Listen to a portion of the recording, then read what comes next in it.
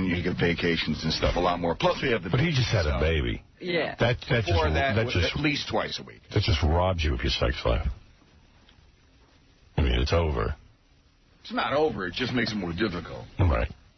And the wife becomes more devoted to the baby. And going on. Yeah, it's just... Yeah, the body is actually working on something other than you. After she has a baby, how long you have to wait before you could get into it again? A few months, easy. Well, oh, yeah? My wife had a C-section, so I had to wait a couple months. Wow. Yeah, but everyone's kidding themselves. That's major. You really don't have to wait a few months? No. It's just the heat is gone. She's got surgery. Wait a minute. You have to wait. Am I right, John? That's not true. I'm telling you, you don't have to wait a few months to have sex. You do not. It's 7 weeks. I want you to have a baby. You'll never have sex again. Well, let me tell you something. They don't have one.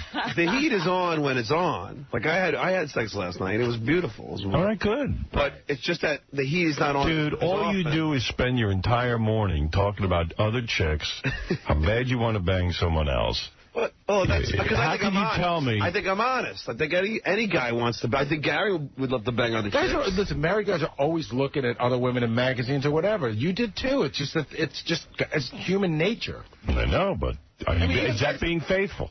Yeah. Well, you're not doing anything. You just. Aren't you still looking at magazines and looking at women? Yes. Are you in the morning? Yes. All right. Is it unfaithful to look at a magazine? Are you being unfaithful? No, but.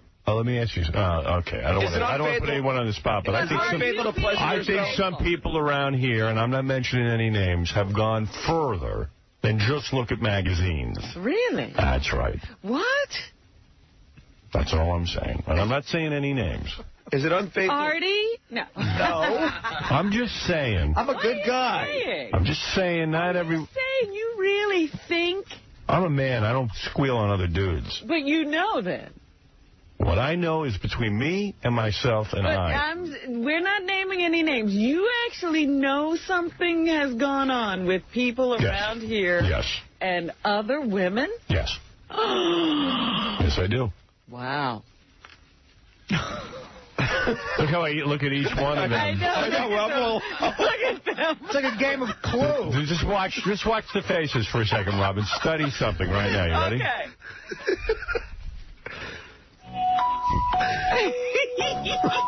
Gary looks as guilty as ever. There's still cases for that. You're laughing like a retard. Colonel Mustard in the living room with the lead pipe.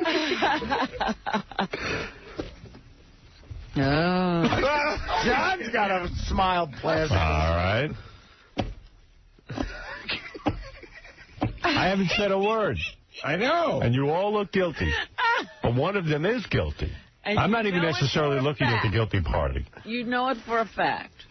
Somebody around this, on the floor right now. That's right. Oh, my.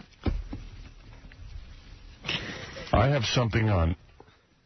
Like the camera's like coming in on each guy.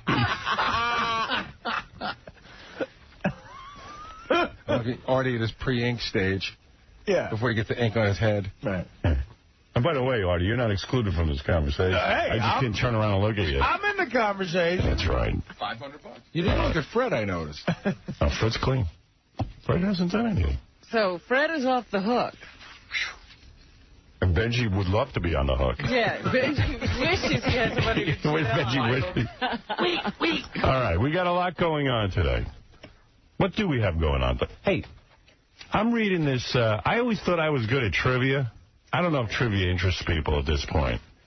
But the magazine, I guess it's, Entertainment Weekly, which is a pretty good magazine, actually. I read it a lot. And they have a trivia quiz in here. I couldn't answer, but 5 questions. How many questions are there? There's hundreds. Oh, what are they you about? Couldn't answer, you answered none of them? Hardly. Okay, you ready? I'll give them to you in order. On Friends, how many times has Ross been married, and who were his wives? I could tell you the number of times. Or who wants to go first? I'll go first. All right. I know the number of times, too. 3. 3. Okay, what's the wives' names? I don't know their names. I know Jennifer Aniston. Lesbian. Well, Rachel's Jennifer one. Aniston. Rachel. And then the British chick. Right. But you don't know their names. I don't even know Rachel's name. I couldn't tell you who plays Ross. I couldn't tell you. Rachel's name is Rachel. All right. I'll go around the room. You ready? All right. Real Go quick. ahead, John. What Otis Redding song was a hit after his death? Oh, I know that one. Sitting by the dock of the bay. Dock of the bay. Yeah, that's the only Otis Redding song I know, so I got that one right. Right. On the dock of the bay. Sitting on the dock. All right. Yeah. What is considered the first major rap feud? Biggie versus Tupac, LL Cool J versus Kool Moe Dee, Puffy versus Suge Knight, Eazy-E versus Dr. Dre. It's LL versus Kool Moe Dee. Eazy-E, Dr. Dre. That's what I thought. I don't know the answer. I got it all the way in the back. I'm not going to go look it up. LL's like a gazillion years ago. Even Yeah, but before Eazy and Dr. Dre were originals. They were, you know. But LL's before Eazy-E. Nah. Yes. Nah. Eazy-E died a whole bunch of years ago. We used to have him on the show. He died in like 90. What did he die of? Died of AIDS. That's right. At the age. And he and Dr. Dre precede LL and Kool Moe Dee. That's absolutely. Kool Moe Dee is way before those guys. Hey, does anybody actually care what the answer is? No. See the answer here. I got it. Mariel Hemingway. Nah, it's Laura Dern. No. Robin's right. Mariel Hemingway. Laura Dern kissed Ellen DeGeneres. Yes, it was Laura Dern. Give me one of them. I know somebody. You won't know this. All right, here's one you would know. Complete this sentence. I love the smell of. Napalm in the morning. Right. Very good. On Buffy the Vampire Slayer, what appears on Buffy's tombstone the second time she dies? I have no idea. Do you know that, Howard? Yeah. No, I didn't even know it. Napalm in the morning. She saved the world a lot. Wow. I would never know that. What painting... Oh, I know this one. See, but I don't even know the name of it. What painting do Eddie Albert and Eva Gabor mimic in the opening credits of Green Acres? It's I know that. That farmer. American Gothic. American Gothic. See, I didn't know that. American Gothic. Because I don't know the name of that painting. See, everybody knows the name but you. I knew this one. Who's the inspiration for REM's hit, What's the Frequency, Kenneth? That was Dan Rather. Right. Who introduced the Beatles to pot? Oh. Timothy Leary? No. Dylan. Bob Dylan. Bob Dylan. Bob Dylan is correct. Who or what is Elton John's Philadelphia Freedom about? I knew this one. I know that one. Isn't it Billie Jean King? Billie Jean King. All right. What is the password? Oh, God, I know this. I know the answer to this. What? You know I can answer this one? What is I swear it? I haven't looked at the answer. What is the password Matthew Broderick used to access the NORAD mainframe in 1983's War Games? And I know it. I know what it is, but I don't know the name. Oh, wait a second. I don't know that. I know the word he used to access the school computers In Ferris Bueller. It's so silly, but I mean, as a dude, I wish there was some place I could go where there were just dudes. Well, if I wanted to. See, the point is you can have a private club. That is not the point.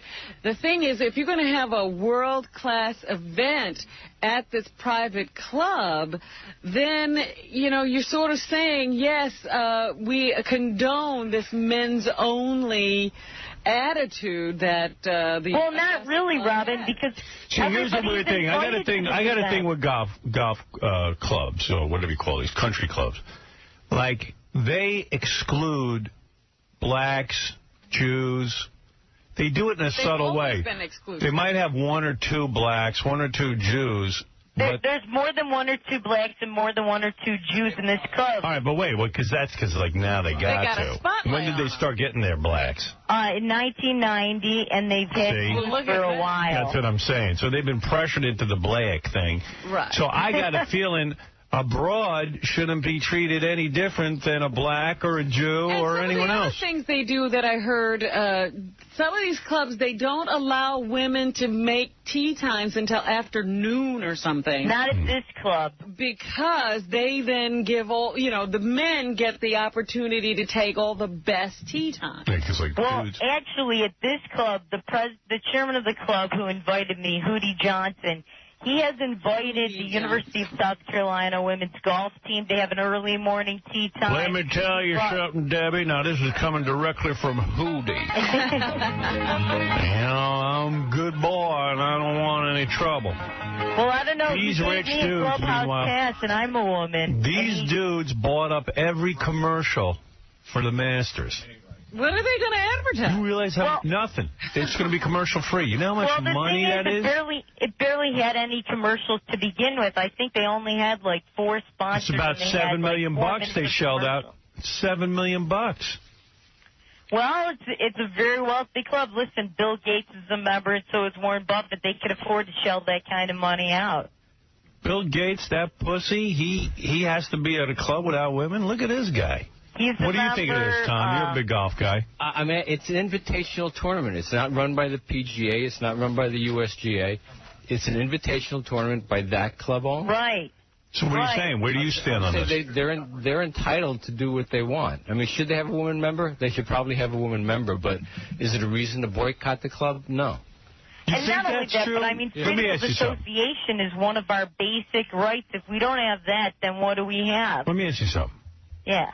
You're telling me that there's a golf club, like a woman, let's say a woman, she's not married, single woman, and she wants to be a member of a club, a country club. She shouldn't be allowed to join? I mean, what the hell is that about? Why? What if these guys got together and said no blacks? They'd be Obviously, screaming. they must have a good course they can command this kind of a tournament. It's one of the great so why courses in the shouldn't world. that woman in that area be able to go play at that club when she wants to, not waiting for... Because they own it, Robin, right, so they can invite whoever they want. So why do they allow blacks? Public property. Why did they start allowing blacks in 1990? Why did they start allowing blacks in 1990? I don't know. They should keep them out, too, if they don't want them. Yeah, I mean, it's a private club, but they do have blacks in there, so it's really a moot point. All right, I got to go, honey. Okay, thanks, Howard. Hey, that's the great Debbie Schlussel. Thank you, Debbie. Thanks, Howard. I'm going to put an end to this argument April 22nd at the Hard Rock. Right. Yeah, our boy here, Artie's going up against a woman basketball player. Did you hear Artie this morning? He said he was playing basketball against a woman, and he wiped the floor. I went to Bally's yesterday. They trained me for an hour. Then I played a chick, and I killed her. What is her credential? Nothing. Right. But he came in and said, but she's a girl. She was playing like girls play. She was like trying to kick the ball away from me. I was laughing. And the girl he's going to play, he said she's going to play just like that girl. Yeah. I got 500 on the chick. Me too. That Artie won't even score 4 baskets. I got to take a break. We'll be back right after these words. Here's an interview with actor Chris O'Donnell. You know, I was listening on Howard Stern the other day. They always play all the clips from all these radio interviews from the junkets to make everyone sound like such asses. I'm like, God, I'm going to be careful next time I'm in here doing this radio part of this, because you never know.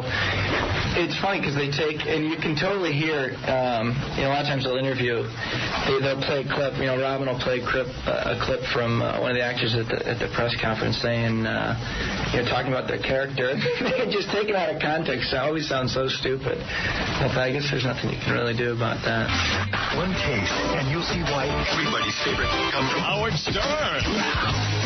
Breaking events, investigative reporting, and the issues that directly affect our audience. Welcome to the fascinating world of Howard Stern! Hi, I'm Howard Stern.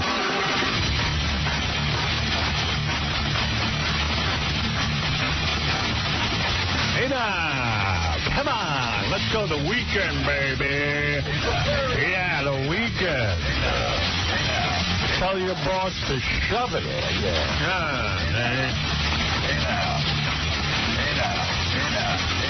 I can see why women would be pissed about not being able to get into a golf country club, but at the same point, as a man, I do know there are certain times I like to get away from women.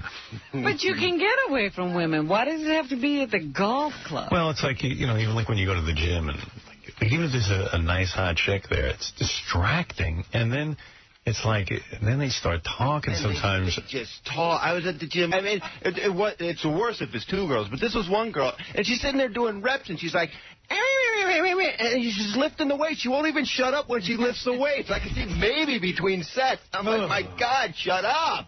Yeah. And then she's like, so I think it's going to quiet down. And then she's like, so what about the war? She'll just bring up a topic so she can just talk. They don't shut up, a lot of these girls. Wow. God. And you're at the gym trying to work out. There are instances where, like even Tom was saying at the country club, changes the vibe. You go there and, there's a room where all the guys sit around and they smoke and drink and, you can talk about chicks and stuff. And then all of a sudden when there's chicks, none of the guys want to sit there anymore. Yeah, and then you get sued for sexual harassment if there are chicks around. Yeah, because they're overhearing horrible sexist things. Yeah, I can't hear that. They were discussing women's breasts. I have a $10 million lawsuit because it insulted me. And Meanwhile, she's got them hanging out. Women like to be alone together, too. Yeah, and you have places like that. Right. Like where? Well, what Lucille Roberts' gym. That's all women gym, isn't it? It's true. So why can you have that and we can't have an all-male gym? Take it easy, Ralph. I just... Ralph. He's a woman hater. A man. Telling you. I mean, look, we think they yap a lot, too. But seriously, what about Lucille Roberts? Why are you screaming? I don't know. I can't hear myself. Well, what about it? What about it? Yeah, Lucille Roberts is an all-woman gym, Robin! Go there! You just talk in between sets and reps! Nobody ever said that Lucille Roberts was the greatest gym ever. Well, I'm going to go try and join now. And I think she's going to shut up. Then she's like, what about the war? I know it was fun at the Friars Club when you used to go over there and they'd have those all-male roasts and the guys could use foul language and talk about, poontang and all that kind of stuff. Or you'd go over there and play cards and you could, just... curse. Yeah, but you know what? I don't have a problem with all male anything. No, you don't. No. I'm simply saying that if you're going to have the greatest golf course, you can't say, but we're not going to have women here. It does smack of well, we want to have some blacks and some Jews, and maybe we'll exclude this, Because the truth is, everybody was excluded except rich white dudes until people started banging down the door. Well, because rich white dudes could say, it was really fun. We could really talk about blacks and Jews. Slur everyone. Now we can't slur everyone. No, I know guys who take it to that level. They get upset if you invite a black guy out to play poker because they can't say the N-word. Right. I know guys who are like, I think guys, my friends pull me over and go, what's with the black guy? I go, what do you mean? He goes, we like to hang out and use the N-word. And I'm like, you spoiled their fun. Right. So I don't want to see another peace protest anywhere until all of this is cleared up. You know what? I got to clear it up this weekend. All right, Robin, what else is in the news? We're not going to solve this today. All right. I thought this was pretty funny. Somebody handed this to me from the paper. In London, a guy went on a morning chat show, like the Today Show of London or something. Right. And he's a knife thrower. He's an expert knife thrower, and he was trying to show them how many knives he could throw and at somebody. He has his assistant, his girlfriend, up against the wall, and he's going to throw as many knives as he can in 60 seconds. And all of a sudden, she starts, he's throwing all the knives, and she starts bleeding from the side of her face. He actually nicked her. Oh. And I thought he killed her. No, he didn't get her right. It cut her, though. Yeah, but at least you won't go to the gym and start yapping between sets. I bet you'll shut up now. Yeah. Taught her a lesson. What's your bleeding? This guy's throwing knife now. You're starting to bleed all over the place. They now say, this girlfriend, I guess, had been his assistant for a number of years, and she had some other scars on her face where she. I want to hear what your scars. I bet he did it on purpose. She has some other scars on her face where she's been hit a couple of times before, so they now say he's looking for a new assistant. Take it like a man. She's decided to work on her hula hoop act. Right. Smart girl. Real talent. Tell her to work out of Lucille Roberts. You got used Lucille Roberts. What about Lucille Roberts? Who'd want Lucille Roberts? Could you imagine the noise in that gym? Nobody wants to be there. I know this guy doesn't call me because, he said he'd call me back. We're going to do biceps now. My goodness. Ralph, do you ever think the problem might be you're in a gym at 1 in the afternoon? Yeah. On a weekday? Maybe if you were a man and had a job. This was 9 o'clock at night.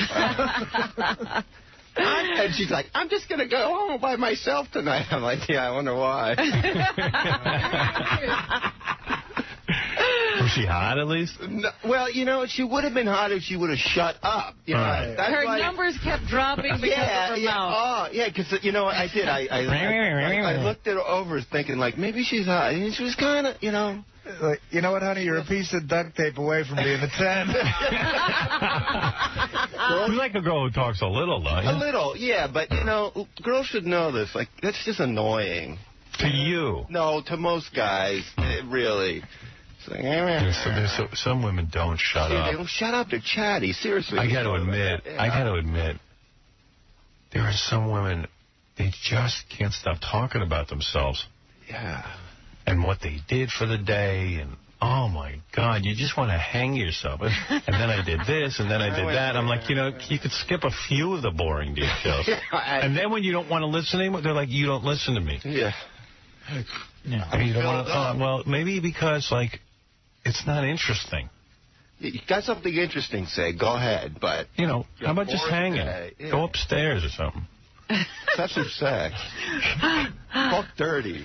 There's some chicks, if you tell them, just say something if you have something interesting to say, but then you got to figure out that editing process in their head. Is this interesting what I'm about to say? Because maybe I shouldn't say it. I know what you mean. What did he just I don't know. I'm just thinking about girls. However you you leave it up to them. I'm tuning out Artie. Yeah, I don't know what he just said. If you leave it up to them, it's, you know, they still got to figure out what's interesting. You can't say to a woman, just tell me interesting stuff, because they don't know how to edit. It's like that girl we had in here before who thinks she's hot. Right. No, I'm just...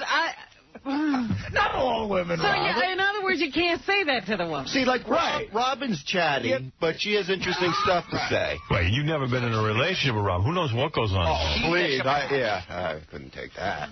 I don't know what she does at home. She might shut up. Not to talk at home. Well, then you're I don't even answer the phone. You're the one who says that. I don't want to talk. Then you're a 10. And at the Keep gym, yourself quiet. At the gym, I bet you quiet's down, too. No, I've seen you around your boyfriend and stuff. You don't get overly chatty, and that's a smart woman, because let me tell you, no guy wants to hear from that.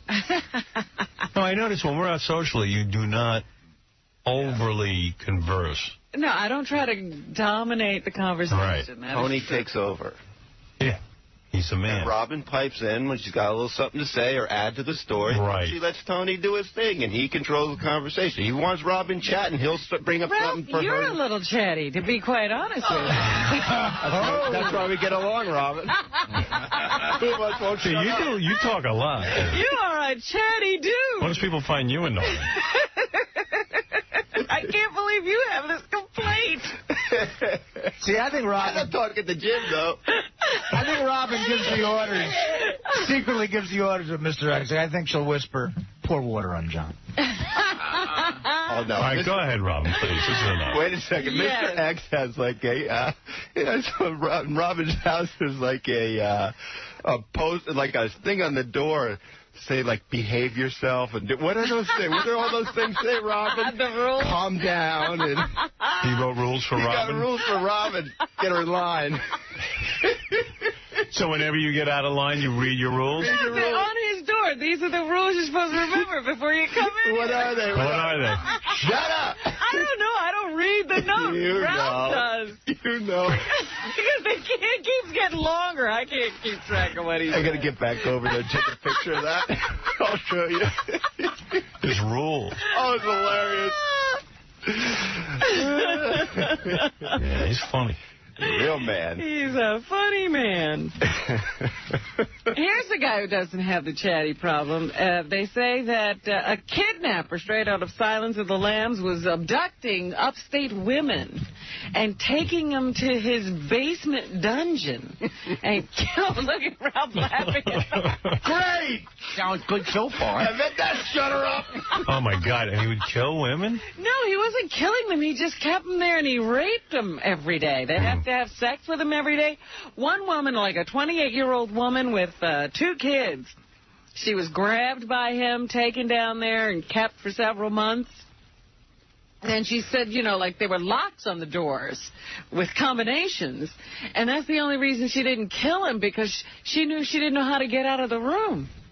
And he'd come down there, and if she refused to have sex, he'd burn her with a cigar. But isn't it interesting after a few months you get sick of them? He'd go grab somebody else. Because the way they caught him, she said she heard other people screaming, so she figured, like there must have been other chambers with other girls or women in them. And the way they caught him was he had abducted a 16-year-old 4 months ago. And had gotten into the habit now of taking her out with him. I guess she was real cooperative or something and got him to let her go out with him. And while she was with him somewhere, she managed to make a phone call to her sister. Wow. Whose boyfriend then did the caller ID thing and found out where she was calling from, got the people there to get the license plate of this guy. Wow. And then got it to the police. And that's how they eventually got to his place and freed the 28-year-old. And at least he liked talking to the women. Yeah. Ralph would have been like, shut up. I mean, I'm sure he did some cigar training on them to make I used to read a lot of talk porno. appropriately. I used to read porno, like porno books, because I kind of dig that. But most of the porno books were guys who lock up women downstairs, like in their secret chambers. Uh-huh. And then, like, one book, the guy forced the woman and her daughter to have sex with each other while he watched. Ooh. And then he would, like, have sex with them. And then but the end every time was they fell in love with him. Yeah, they always fall in love with their captor. Yeah, and there's a whole thing going on. Well, this guy knew that wasn't going to happen, so he kept a cigar close by.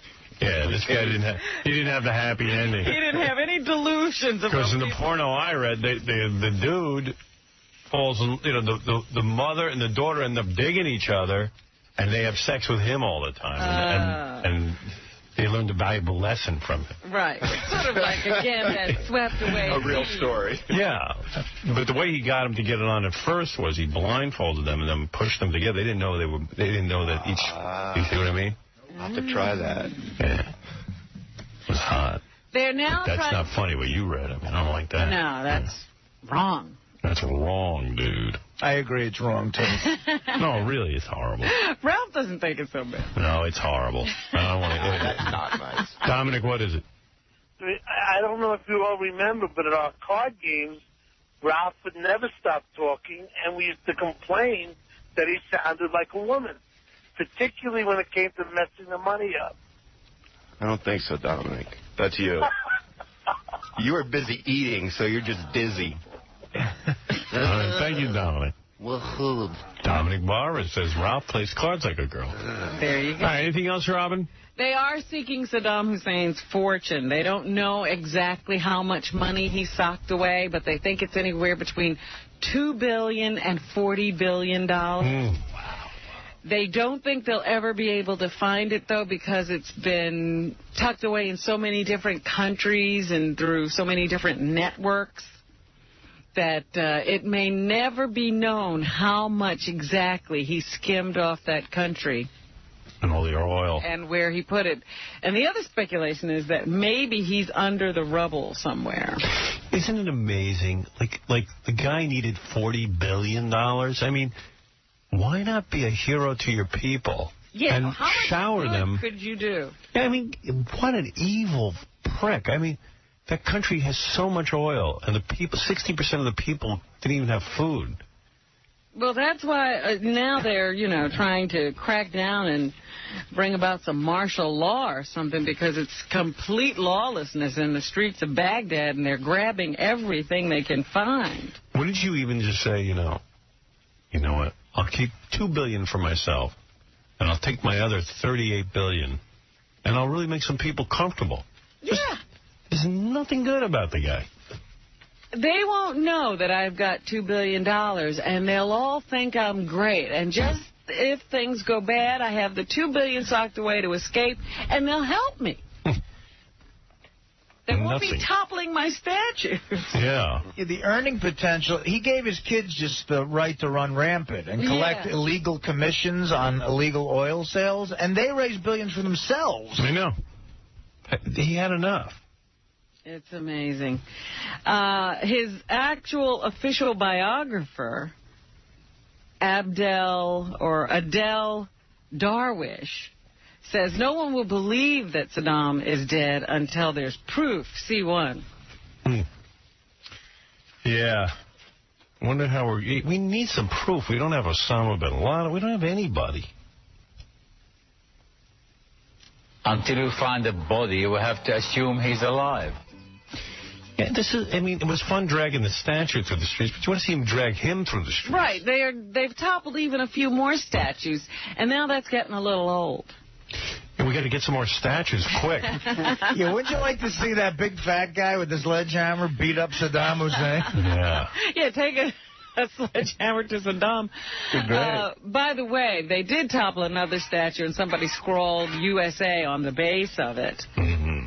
And there are a lot more of the soldiers who are just turning themselves into American soldiers as they get the chance to, because their leadership has abandoned them. So, they're just sort of walking around with no leaders at all, these soldiers, these Iraqi soldiers, and they're surrendering to Americans as quickly as they can. Here's one Iraqi soldier who says he's glad his days in the army are over. C2. I don't want to serve Saddam or to fight for Saddam's sake, but I was obliged to serve him and to come to the army for 9 years, and I escaped for many times, but I have been captured and I have been taken as a prisoner, and I have been punished for many times. So he's glad that that's finally over for him. They are about to go into the birthplace of Saddam Hussein, which they think might be hell. A little more difficult to take than some of the other towns they've walked into so far. Jon Voight, the father of Angelina Jolie, has a new movie coming out. It's called Holes. And John talks about the cat. Is it about his daughter? No. No, that's Hose. She's not a hole. What's the matter with you? Go ahead, yeah. John talks about the cast of young men on the set. A1. They have many different talents. All of them are musical, and they're all like comedians, and they're, who cares? No one's going to see it anyway. That's the point. So there's Jon Voight. Robert Duvall. Bobby D. Good friend of the show. He has a movie out called Assassination Tango. And he says his interest in tango started on his first trip down to Argentina 15 years ago. My interest in tango goes back about that far. There were times when I really couldn't practice it, but I tried to come to Argentina as much as I could to inundate myself. So when also for my own benefit, but also... I know he's into tango. Can you imagine being that into dancing? Yeah. You'd have to travel to the country so you could be around it? I'm not that passionate about anything. I love poontang. I won't even travel outside this state to get some. Get it right here. Right. It Runs in the Family is a new movie with Michael Douglas, Kirk Douglas, and Cameron Douglas. Here, Michael Douglas talks about Catherine Zeta-Jones's Oscar win. A2. Having been up in Toronto during the whole filming of Chicago, having been there, knowing how hard... So he has to go to the set with her, huh? Oh, yeah, he's the house husband now. Keeps his eye on her. They worked. I mean, doing a musical is like making 3 movies, in terms of the amount of work. I was just so proud of her and thought it was so well due because... so well due? So well what? I think he meant D-U-E, so well do. Oh, okay, I don't care. This guy's boring me. And here he is on the preparation for the birth of their new baby, A3. Everything's fine. All fine. I'd get her on a treadmill quick. Science have been great. We're a little concerned. We've been bouncing around an awful lot with all these awards shows and Berlin Film Festival and the BAFTA Awards and all that kind of stuff. So, boy, sounds like a hard life. Feel bad for the guy. Got to go to the BAFTAs. And you have a clip of his dad? He sounds funny. Yeah, we did that yesterday. You have to tune in every day. I missed that. Go ahead, Rob. James Cameron, he's gone back to the Titanic again, and he's made Ghosts of the Abyss, a 3D movie about a dive, actually, to the wreckage. And he says he's been interested in undersea exploration since he was a boy. Beat Ray. You know, when I was a kid in the 60s, Jacques Cousteau kind of burst on the scene with all these fantastic, wonderful images. Why can't he make Terminator 3? Why is he going to keep making underwater movies and boat movies? He made Titanic. What is this? He's stuck. He can't get off the Titanic. Okay, you did Titanic. Move on. Of the underwater world, and I just had to learn how to scuba dive. So here I was living 700 miles from the ocean, landlocked. Because he's interested in underwater stuff. Do I have to hear about You're going to be interested, too. Yeah, everyone's going to be interested in his interests. So silly. Just make another Terminator. Well, they're doing that without him. NBC and executive producer Mark Burnett of Survivor have announced a contestant search for a new reality show called The Apprentice. It's a 13-episode series in which candidates vie for the chance to become the apprentice to Donald Trump. Oh, my. So, you know who's going to win, a hot chick. Burnett was asked what sort of contestants are being sought for The Apprentice. B1. We're looking for people from all walks of life. Do you have any interest in this? No. Watching people apprentice for Donald Trump? I can't imagine this being interesting. We get to watch somebody's internship? No! Yes. Unless he's going to be banging them and sexually harassing them, why would I watch that? You know, some of them... Really? What is that? Maybe, let's say, Harvard or Wharton or Stanford MBAs. Some are undergrads. Some people never went to college at all. They won't even all be... I'm working on a reality show called The Accountant. You get to see what goes on in a real accountant's office. During tax time. Yeah, you see how crazy he gets, and the clients are calling. It's almost April 15th. Wait, you'll see. It's going to be dynamic. It's exciting. It's exciting. Here's Donald Trump. He was asked what the winner of The Apprentice will get. B2. Well, they're going to get a huge salary, and they're going to work Mr. Trump salami for me for a period of a year, at the end of which they'll either stay working for me at a lot of money, or they'll go out and make, hopefully tens of millions of dollars, and at least I'll have the... Just cut him off. Shut up. That sounds really weird. Yeah, it sounds very exciting. I can't wait to watch. And finally this morning, Jack Nicholson teamed up with Adam Sandler for a new movie called Anger Management. I heard it's great. Promoting it right now. Got really bad reviews, but that doesn't seem to slow down Adam Sandler. Yeah, even in the reviews, they say it'll probably still make a killing at the box office. Here's Jack. He was asked if good roles are more difficult to come by now that he's getting older. B4. No, I wouldn't say that. Please don't say that. I mean, age is the first limitation on roles that I've ever had to encounter, and I hit that a while ago. And that's more about the writing, what's the no third. All right. Oh, boy. Cheers. So, where do you like to go when you travel, Jack? Lara Flynn Boyle's house? I gave up being an adventurer. I don't know how long ago. I no longer want to go into the jungles or I hadn't seen the pyramids. I'd like to do that. But I traveled a lot because of movies when I was very young. I mean, I did the jungles and the desert and all that. And, oh, boy, this is great. Tell me more. Pretty much giving me Main Street, I'd like to see his home movies. So tell me about these women who talk too much. I don't know. I've pretty much done everything. I'd like to bang a black chick. So that's what's happening. Thank you, Jack Nicholson. Thank you, Robin. Thank you to just about everyone. Ralph, thank you. Check out GrammyCrasher.com for 6, our friend who came in. All those girls who came in from that ass evaluation. Check them out at bottomsup.com or with a Z. .tv.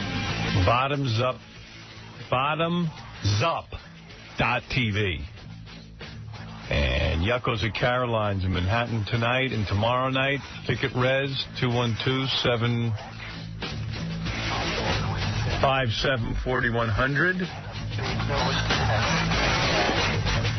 And to purchase Yucko's videos, go to damshow.com. Also, hey, I should have mentioned this. The Gossip Game is sponsored by digital television from Time Warner Cable. Call 1-800-OK-CABLE. I didn't know we had a sponsor for that. There's really no money, so why do we have I guess we sponsor everything. We're getting money. It sounds good when you have a sponsor for things. It does? Sounds professional. Sounds like we're important. Yeah. Yeah, it sounds like the bid is important. Yeah. All right, we'll see you on Monday. Have a good weekend, everybody.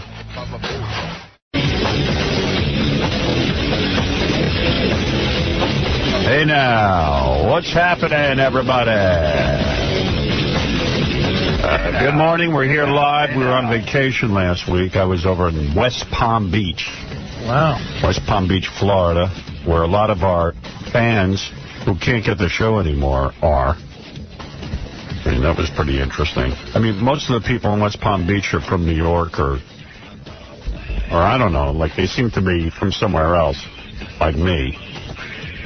But then you run into people who actually live there, like cops and, you know, other folks. Right, I mean, because that's the Miami area, right? Yeah. Like, no, it's not like Miami. It's 45 minutes from Miami. But he's saying that would be the radio station they were listening to. That was the radio station, yeah. Well, sorry, I didn't know what you meant. I need Robin to tell me what you meant. So that's Robin's role in the show, to explain to me what you mean. Sometimes, though, when you're cities that close to each other do have their own station, but I think that's the Miami station. Yeah, I don't think West Palm Beach has its own. Yeah. No. It's a pretty cool place, West Palm Beach. I loved it.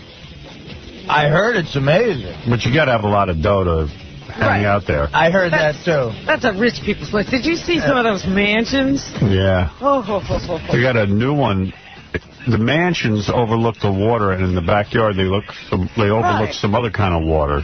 Yeah, there's water all over that place. There's a peninsula, an intercoastal, and a this and a that. Well, so if your backyard has water and your front has water, that means like a house that costs about $1.5 million to build is $30 million. They just built a new one, like right next door to Rod Stewart's place, and it's like a mansion, but it's literally right on a highway, but it's $30 million. If you got the dough, it's worth buying. And then they have, some of the rich people have underground tunnels to the beach. Because, you know how you can't cross that road? Yeah. Because there's traffic on it? Too much traffic, right. And then they build an underground tunnel to the beach. Way to go. Yeah. That's rich. Some people know how to live. Yeah, Rod Stewart's got money. An underground tunnel, that's like slavery for rich white people. An underground tunnel to a beach. Right. Yeah. You know, I make a good living, but I don't have that kind of money. I'm the guy who goes, you know, I'll move 2 blocks off the beach and I'll drive there. Right, I'll walk there and try to dodge traffic. Yeah. I hear it's a whole scene, you know, like, rich kids, rich... I took my 11-year-old, so I stayed at the Four Seasons Hotel, which is perfect for kids. Is it really? I didn't know that. Yeah, they got programs for kids. They got, you know, the whole pool is filled with kids. In fact, I found it a little annoying as an adult because, you know, I'm thinking of all the pee and duty in the pool. Like one mom, you know, I can't stand this. I'm sitting by the pool, and one mom takes her, I don't know, infant. They got them on floaties, you know. Right. And she pulls the kid out, pulls off his diaper, and it's full of brown. Oh, come on. And I'm like, well, that kid was just in the pool, and I was just in the pool. And I'm like, well, wait a second. You know, no diapers in the pool, please. But, right. Yeah, but it's great if you have a kid. And yeah, but can't they have another pool for the kids? Yeah, they should have like a little potty pool for the kids. But Four Seasons does it right. It's a great hotel, great food. Let them swim around in their own duty. Yeah, it was cool. A lot of MILFs at the pool. Oh, yeah. I kept saying to Beth, there's a lot of MILFs here. You got to be nervous.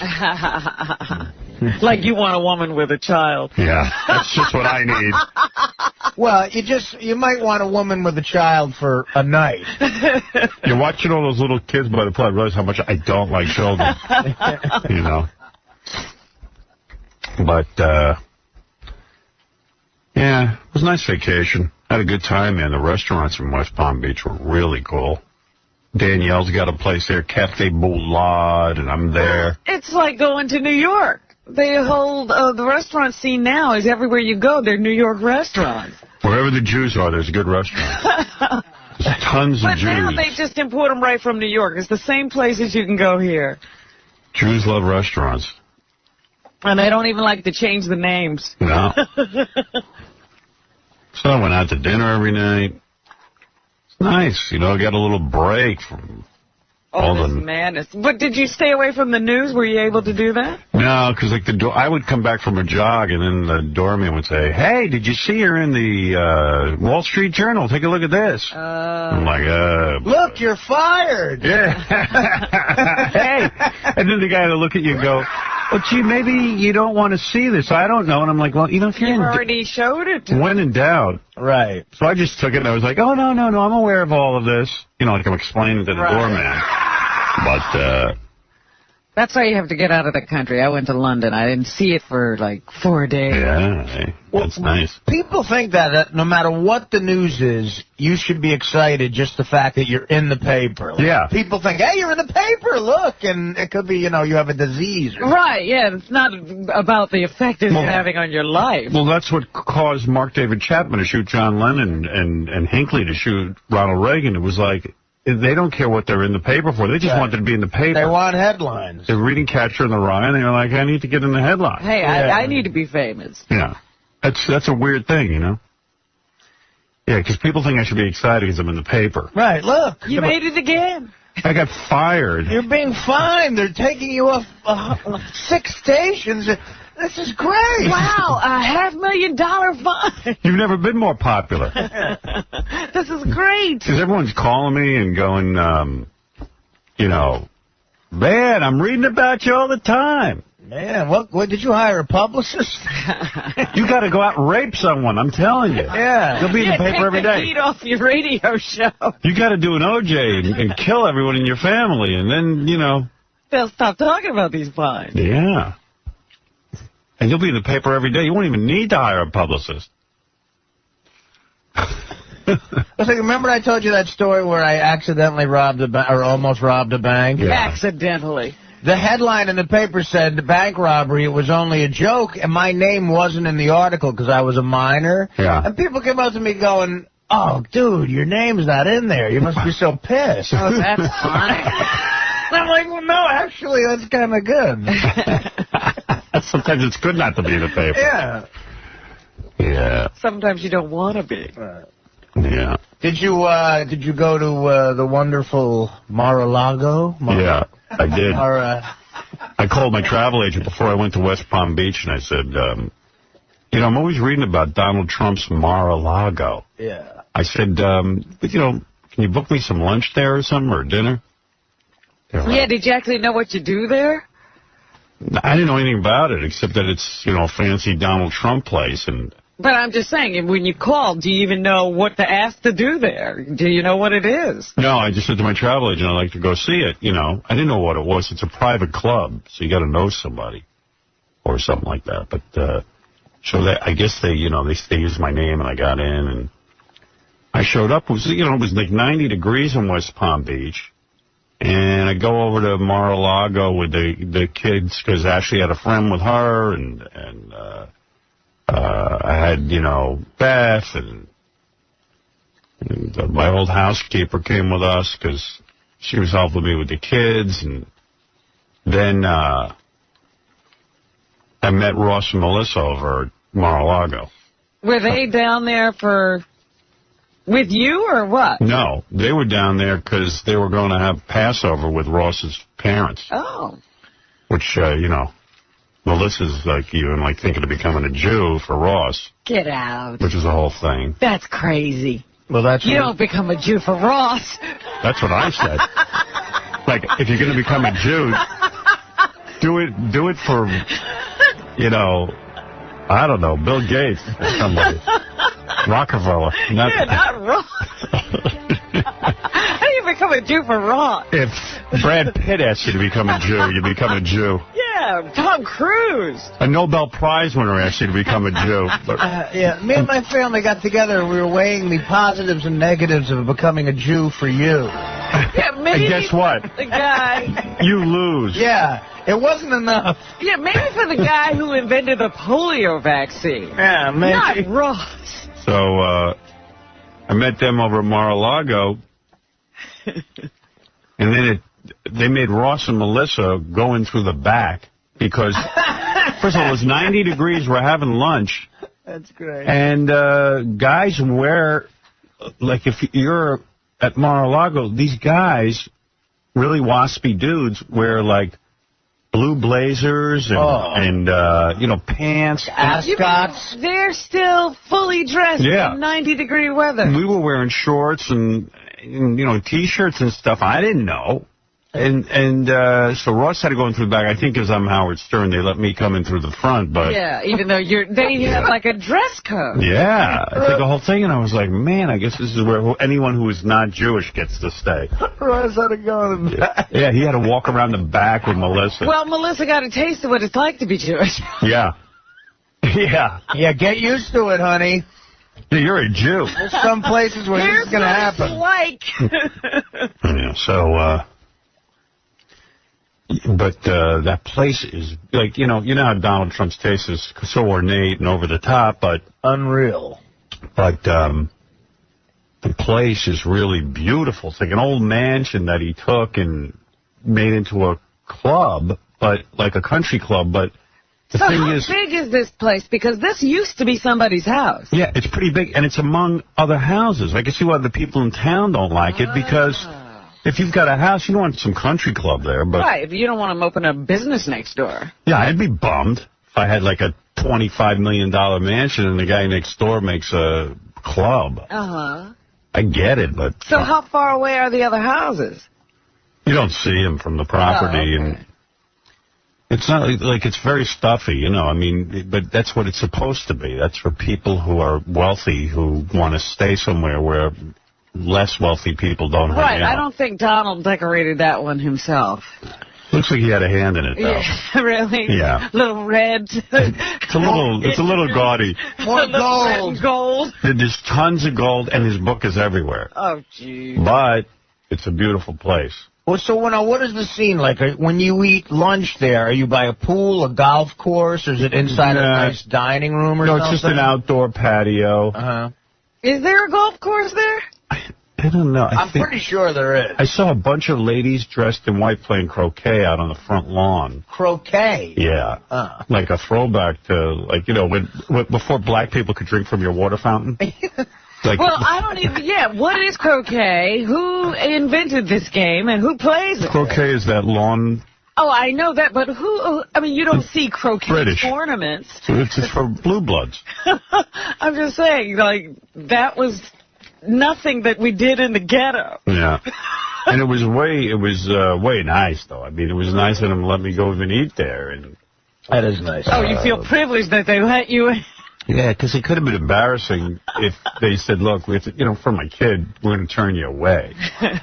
Well, you might be a little too rock and roll for a place like that, but I'm sure since you're famous, they don't care. What's weird is everyone thinks I'm too rock and roll for a place like that, but that place suits me just fine. Right. I would love to stay there and just chill out. Just relax. And not have any noise. They're making you feel grateful for letting you in. But that's they set it up so that you always feel, oh, I got to go someplace. That's the appeal. And then, like, you come over and I ordered some flat water to drink. I bottled water, and it's got Trump's giant head on the bottle of water. Oh, no, you can never get away from him. He's got Trump water. Trump water. That's hilarious. Well, the waiter goes, hey, you want some, like, Evian? And I go, yeah, sure.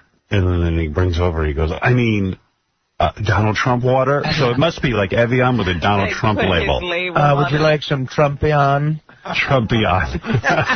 Well, you know he has these buildings here, and he's waging war on other buildings with these huge signs. Do you know about this? That on the front of, like, Trump Tower now. Yeah. there's a big flappy sign about as big as a billboard that says something about how much, you know, he's great and his buildings rock. And then he'll put up another sign on another side of town that AOL Time Warner sucks. You know, just on these buildings. Yeah, he starts to, like, antagonize his competitors. He's crazy. Good eye of the tiger. But, you know, I mean, it really detracts from, you know, you spend $50 million for an apartment in the building, and then he puts a tarp on top of it with his name on it. Well, having seen him all over the place now because of this show, I'm thinking about adopting his positive thinking, because when you hear Donald Trump speak about something he's involved with on any level, he'll describe what it is, and then at the end he'll say the most positive. Like he'll say, okay, if you guys win this task, you'll come up to my apartment, which is absolutely fantastic. The best apartment in New York City. And he says it with a straight face. Exactly. And he says it And he's not ashamed or embarrassed to say it. Not at all. And he says it with such conviction.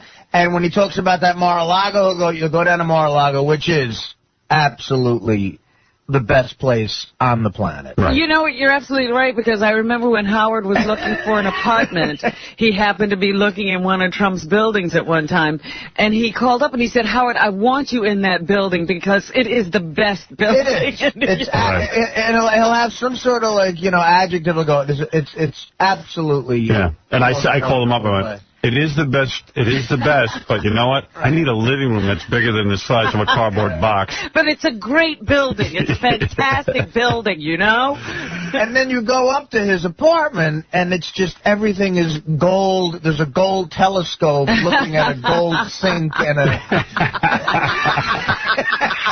and you're like, yeah, this is great. If, yeah. You know. It's all gold. Yes, everything's gold. Well, the ceiling in Mar-a-Lago was all gold, you know. And they said there's more gold in that building than, like, in Fort Knox, you know. Sure there is. Well, you know, when Ivana divorced him, one of the things she fought for was her couple of weeks at Mar-a-Lago. Right. So she gets the place all to herself for a couple of weeks a year. Wow. That's cool. Yeah, and that's all. She's always inviting her girlfriends, and they just take over the place.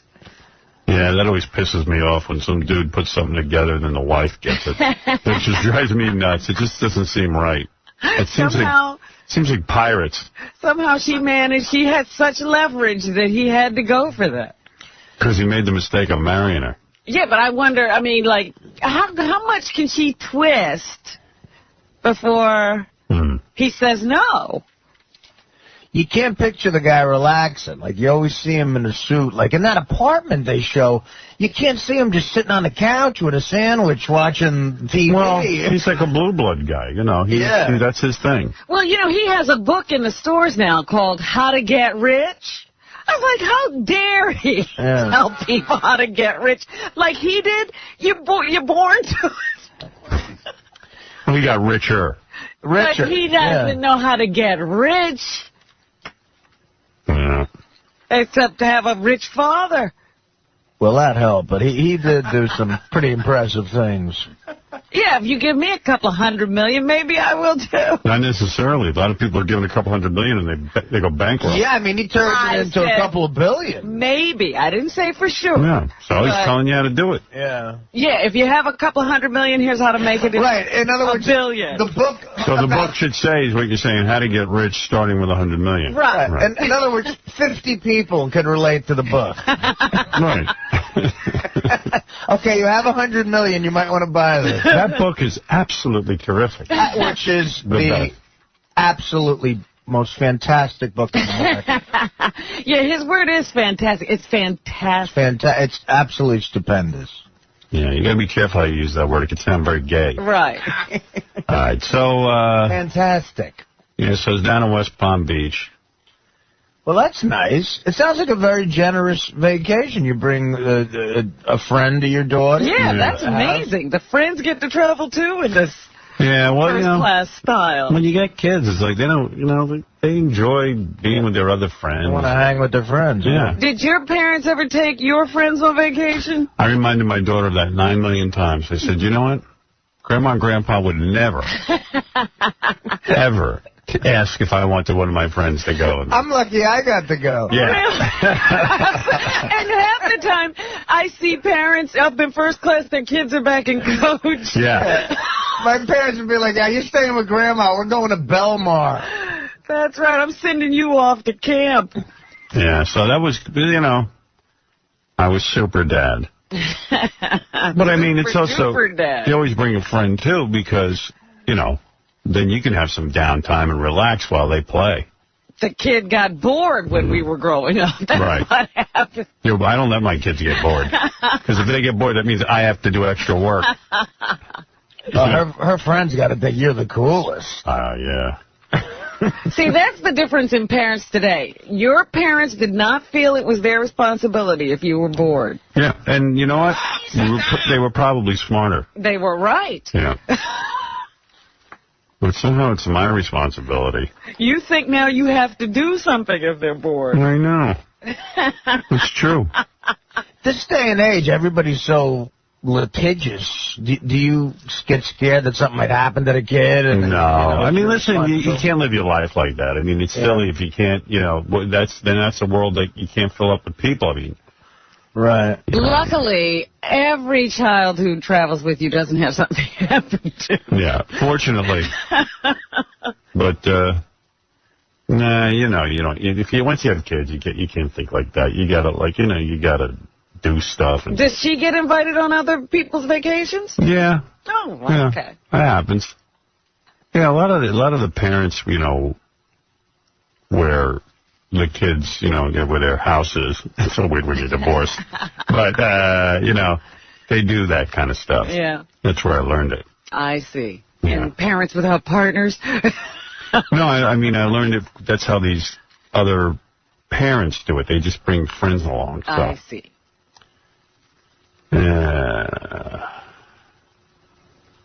Yeah, actually, before I take these kids away, I sit down with my legal team, and we have them sign waivers. A pre-vacation agreement. Yeah, tell them everything that's going to happen on the vacation and say you absolve yourself of all responsibility. Yeah, like when you join a health club, they have you sign those papers that are meaningless. Oh, like, I always love it when you ride horses. That's the thing you do. You have to sign a waiver. You know you're risking your life.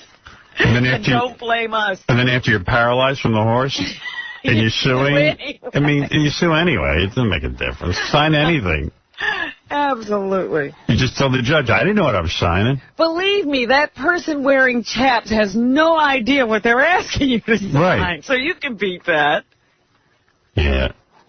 Nowadays, if you go to like a massage, they have you sign a waiver. Yeah. Oh, joining a health club is a whole rigmarole. They got to check your body fat. Like, why do we have to go through that? I don't care what it is. Do we have a doctor's report on you? Yeah. You know, my gym asks for, like, blood work and all this stuff, and I'm like, you know, no offense. Yeah. I just want to work out. Yeah, I just want to jog. Yeah, this isn't a medical facility. Sorry. I'm not trying out for the football team. I just want to jog on your treadmill 8 minutes a day so I feel good about myself. Yeah. Anyway. Hey, everybody, we're back. We're live. There's a whole bunch of FCC crap going on. I'm sure you read about it in the paper, but I'll talk. It's pretty scary, though, when you just read it. I mean, I came home and It'd be nothing for anyone else. I'd be bitter and angry and want everything for myself. Yep, they played him the tape. He heard his friends having fun, and then he died. And what are you telling me? I got a brain tumor. I got 2 weeks to live, and you're going to give me anything I want?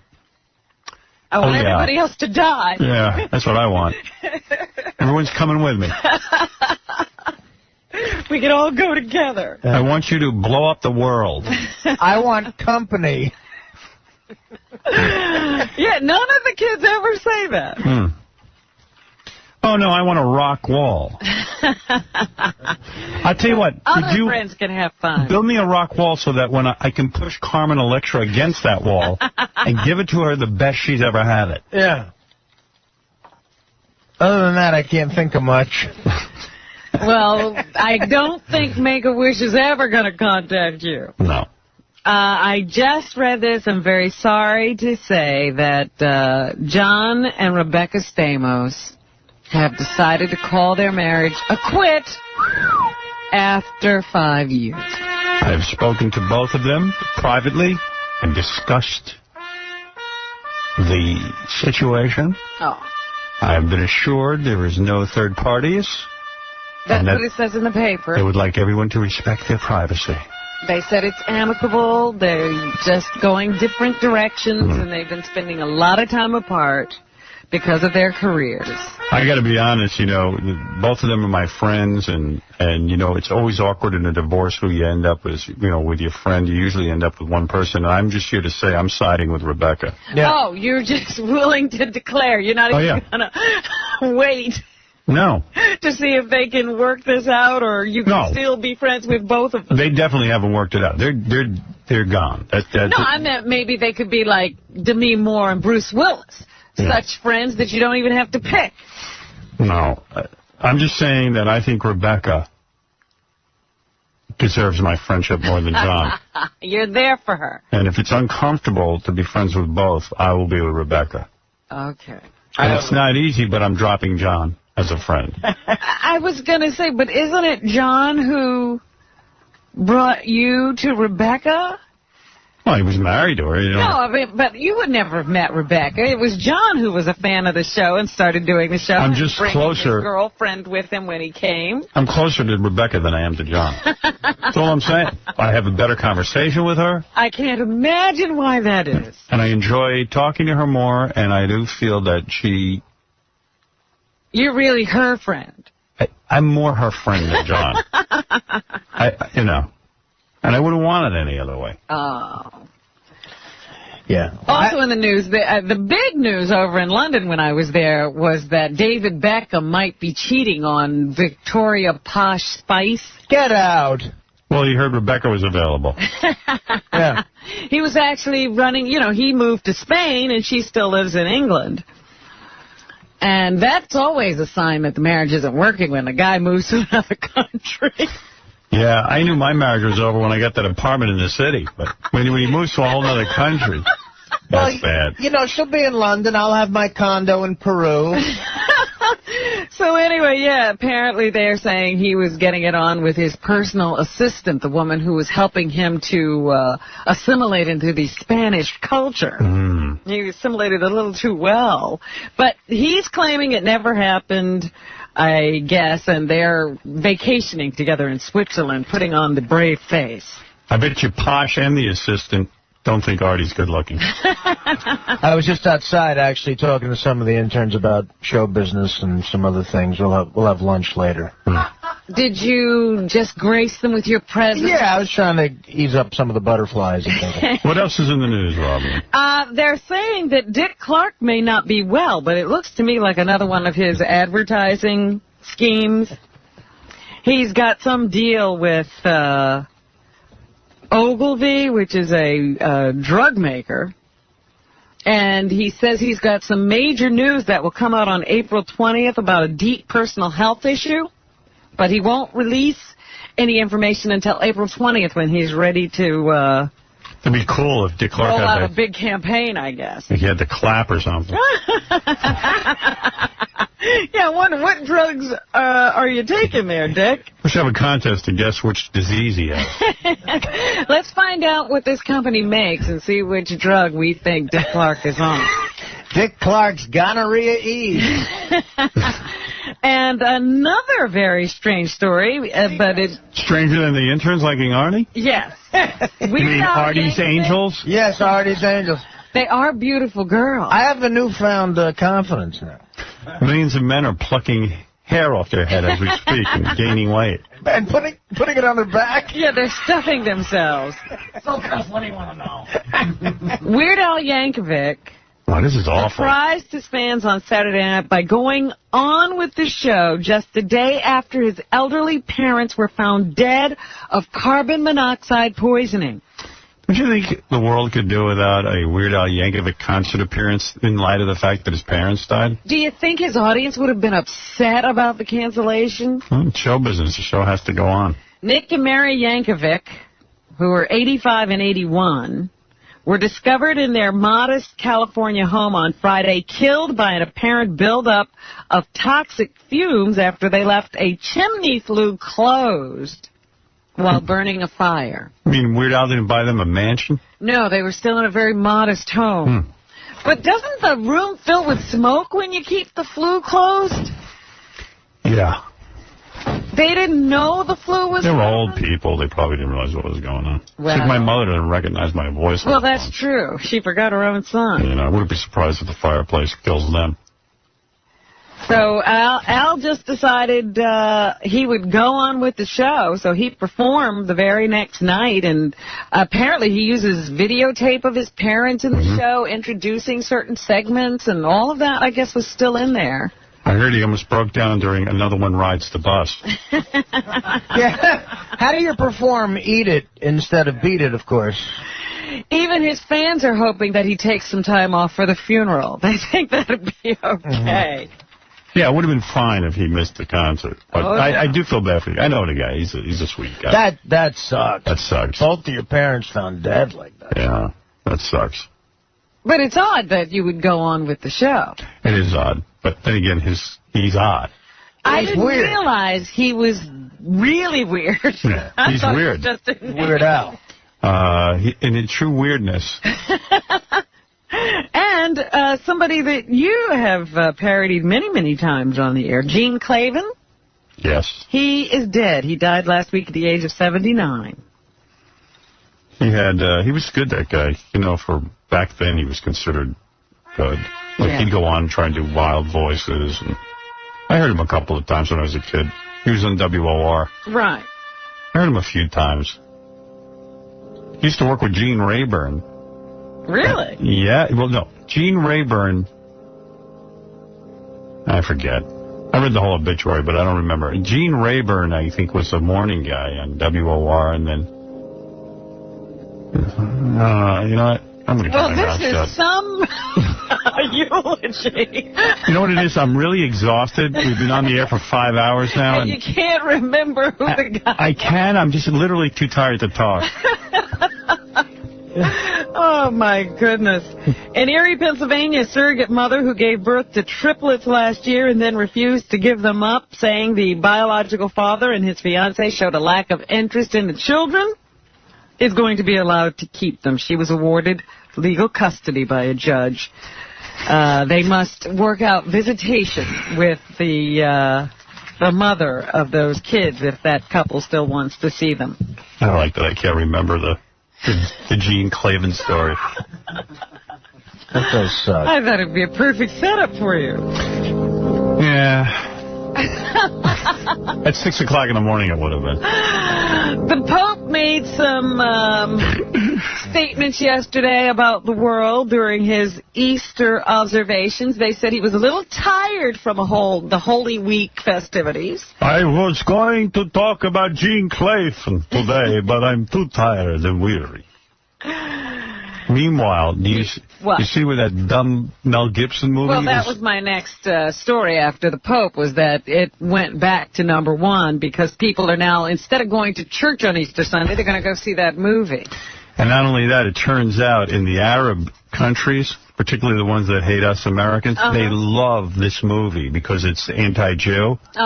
And Mel has, of course, done the greatest service to all anti-Semites all over. In fact, these are people who despise Jesus, but they like to go see it because the Jews are torturing Jesus. So I think it's great. Mel Gibson, you're great. And in an effort to actually appease everyone, Mel Gibson has announced he's going to do the Hanukkah story next. Like, that's who you want, the Hanukkah story. But when you watch this Hanukkah story, I guarantee you'll hate Jews. Well, the Jews said we lose if he does the Hanukkah story. Yeah.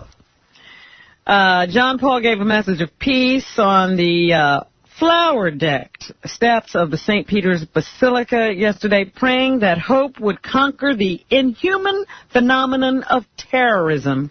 Sadly, that sentence took him an hour to get out.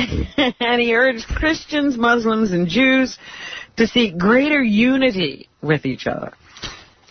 In Mel Gibson's Hanukkah, the Jews steal gifts from Santa, and that's how they give gifts to the Jewish children. I see. There's Santa Claus. We'll use our shifty minds and money-grubbing ways to get those gifts out of that sleigh and give them to our Jew children. I I ought to film that Hanukkah movie before he can get it out. Yeah, that's Mel the pitch. Gibson's Hanukkah. Yeah, Mel Gibson's Hanukkah. Yeah, this is where the filthy Jews steal all the Christmas gelt. Look at them handling over the price of the gifts. Yeah. There are some hostages now in Iraq. Some civilians were just grabbed by certain factions over there. Some of them Japanese, at least one American. He's a contractor. It's the stories of Jews celebrating Hanukkah, and it follows one family. The dad is a moneylender, and he takes his grubby Jew children, I guess, out one day, and they learn the meaning of Hanukkah. They learned wholesale. Right. What do you think, guys? It's not very subtle, though. You're not really sure if it's Jew hating. Anti-Semitic. Yeah. Subtle. But anyway, they have these hostages, and whoever has captured them has said that if the United States troops don't leave Fallujah, they will execute their hostages. Japan Fallujah. Very hard to figure out how to get back their hostages, and I'm not sure that they know whether they're dead or alive even now. They ought to nuke Fallujah. End it all. Fallujah. We shouldn't even know that. Yeah, I mean, that just shouldn't even exist. It superseded the Jenna Dewan game. These are the names of places you shouldn't know. And this is the kind of headline that is very helpful to us. Howard squeals as feds levy huge fines. Yeah, I read that. And by the way, that's got to be the Post, right? No, this is the Daily News. Is it the Daily News or the Post? Let me see. Howard squeals. I hardly squealed. I wasn't here to squeal. This is the Daily News. I posted a quote on my website saying that I think it's a witch hunt. But, of course, that's how they describe me, as squealing. Well, yeah, they're likening you to a pig, wouldn't you say? Because people love to see me, realize what's going on here. For years, everyone's been screaming I should be off the air. So first they tried to get all the sponsors not to advertise, and that didn't work. The marketplace supported me. That's the essence of the Republican philosophy. If the marketplace supports it, it's good. Just like big business. Just like Clear Channel owning every radio station. It must be good. Let the marketplace determine what it is the people want. So advertisers had no problem with the content of this show. Listeners certainly didn't. No one could get me off the air. The FCC tried to sort of strong-arm Viacom to get me off. That didn't work. And now, finally, what they're just going to do is keep coming up with $500,000 fines till it becomes too expensive. So much for the marketplace being the determination of what gets on the air or not. And instead of reporters really looking into this, it becomes cute. Howard squeals. And when I'm off the air, they're all going to be like, wow, what a good story. I know. Well, I have talked to people, and there are an awful lot of people who think this is some kind of open debate on what we want to hear on the radio. Yeah. So Jerry Falwell's singing. He's already looking at soap operas. John Ashcroft has announced he's going after the porno industry and HBO because he says they're obscene.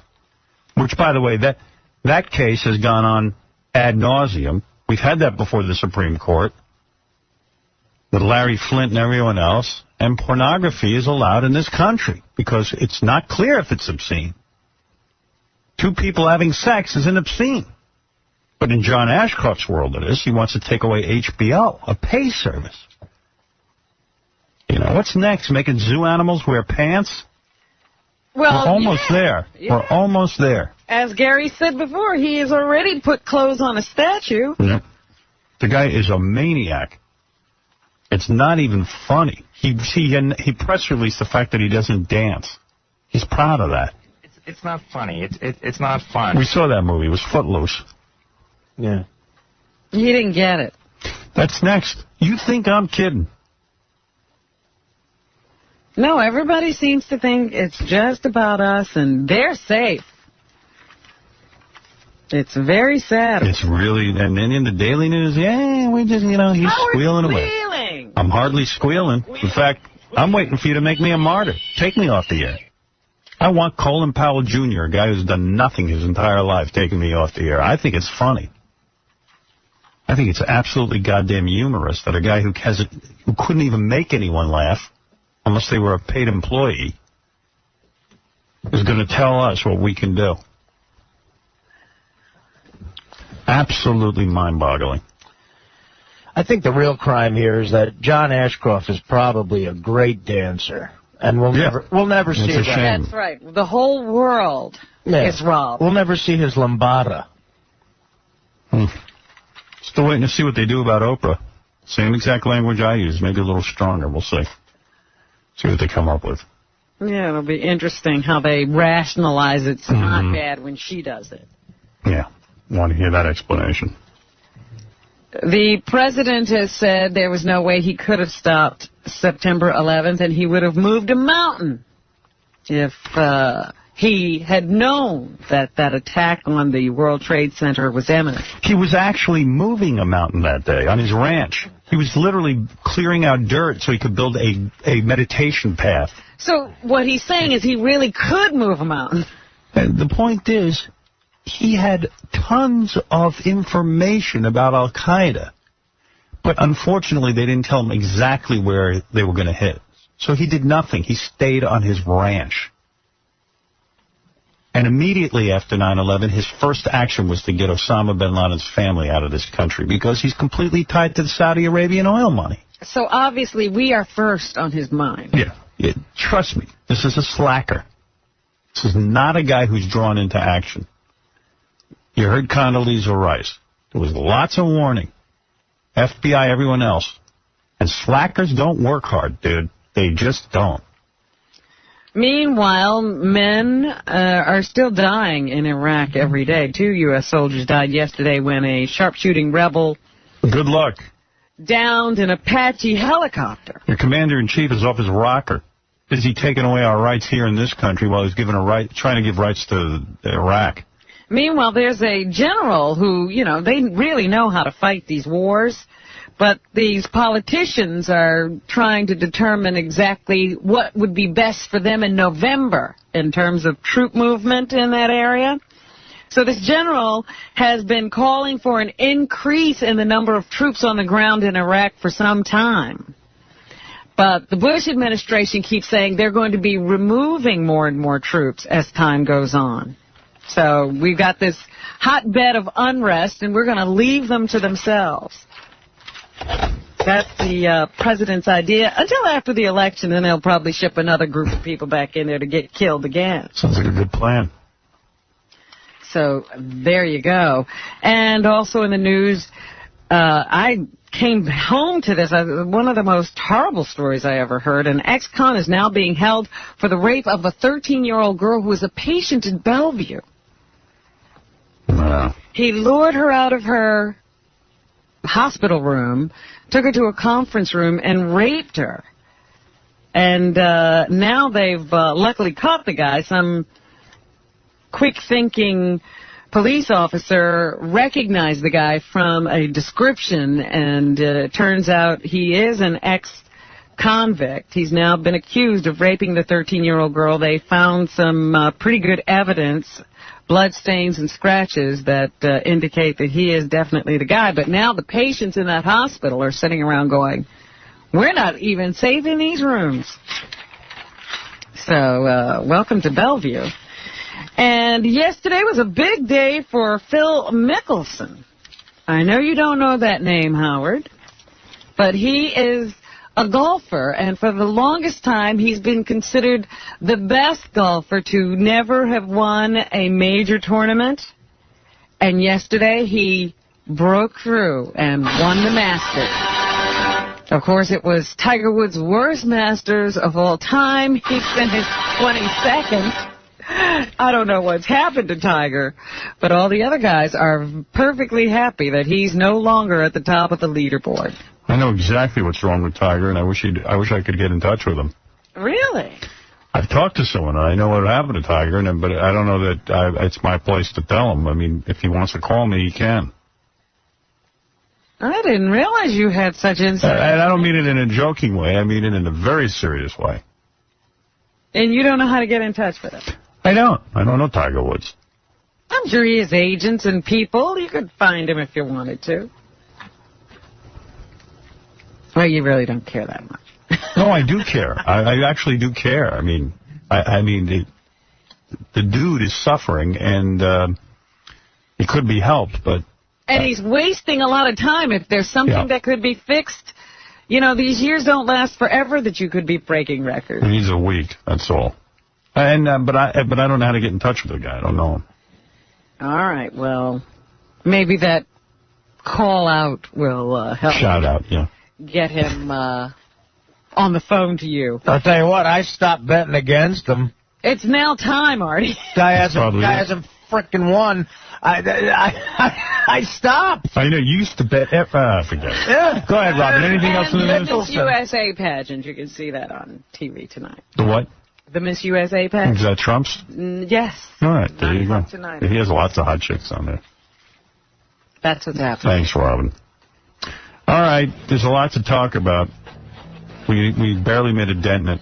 Got a pile of notes here, but we're going to get to it tomorrow. Tomorrow, the show is on the air. After that, I don't know. We'll see you tomorrow. 95X. Now, I'm having a good time sitting and listening to all the stuff Gary pulled for Joe Piscopo. As I said yesterday, I was reading in the paper that Joe, who used to come on our show a lot, Joe, who married his babysitter. I guess he divorced us earlier. Yeah, he divorced his wife and and took up with a babysitter, which might be the most scandalous, outrageous thing you can do. And she was super hot high school chick. And, you know, he was already, I don't know, in his 30s, I think. Well, how old is he now? Because she's 30, what? 2 or 3? I don't know. That still seems pretty young for them to have been together as long as they have. I think she's older than 32, 33. I don't think so. Because Gary said her age yesterday and it was something like 32 or 33. Wow. Wow. So don't forget, he married her. She was 17 years old. That's 15 years ago. See? How much is 17 and 15, Gary? 32. Good math. A lot better than me.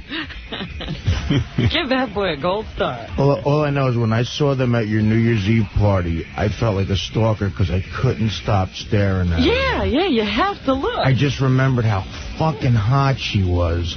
And she was still smoking hot at your New Year's Eve party. I don't know if she changed in the last 5 years. I doubt it. Well, anyway, it's funny now that, you know, the guy went through all kinds of crap, went through a divorce. I remember his divorce was particularly public and ugly because the judge ruled that Piscopo, no matter what his future earnings were, I think the wife was attached. So he went through that. And then he went through, like, publicly displaying his love for her, putting up with the family, her family, who was outraged. You forget even what... He had a female judge in his divorce case. Who hated him. And he used to come to the court with Kimberly. Yeah. Yeah, everyone was outraged, I remember. So we were remembering, it's just so funny, and this is why when you get married, you got to keep this in mind that 15, 16 years later, I don't care how hot the chick is, something goes horribly wrong, and then you're in divorce court. They have restraining orders against each other, according to the newspaper. That's crazy. Yeah. She should have had a restraining order at 17.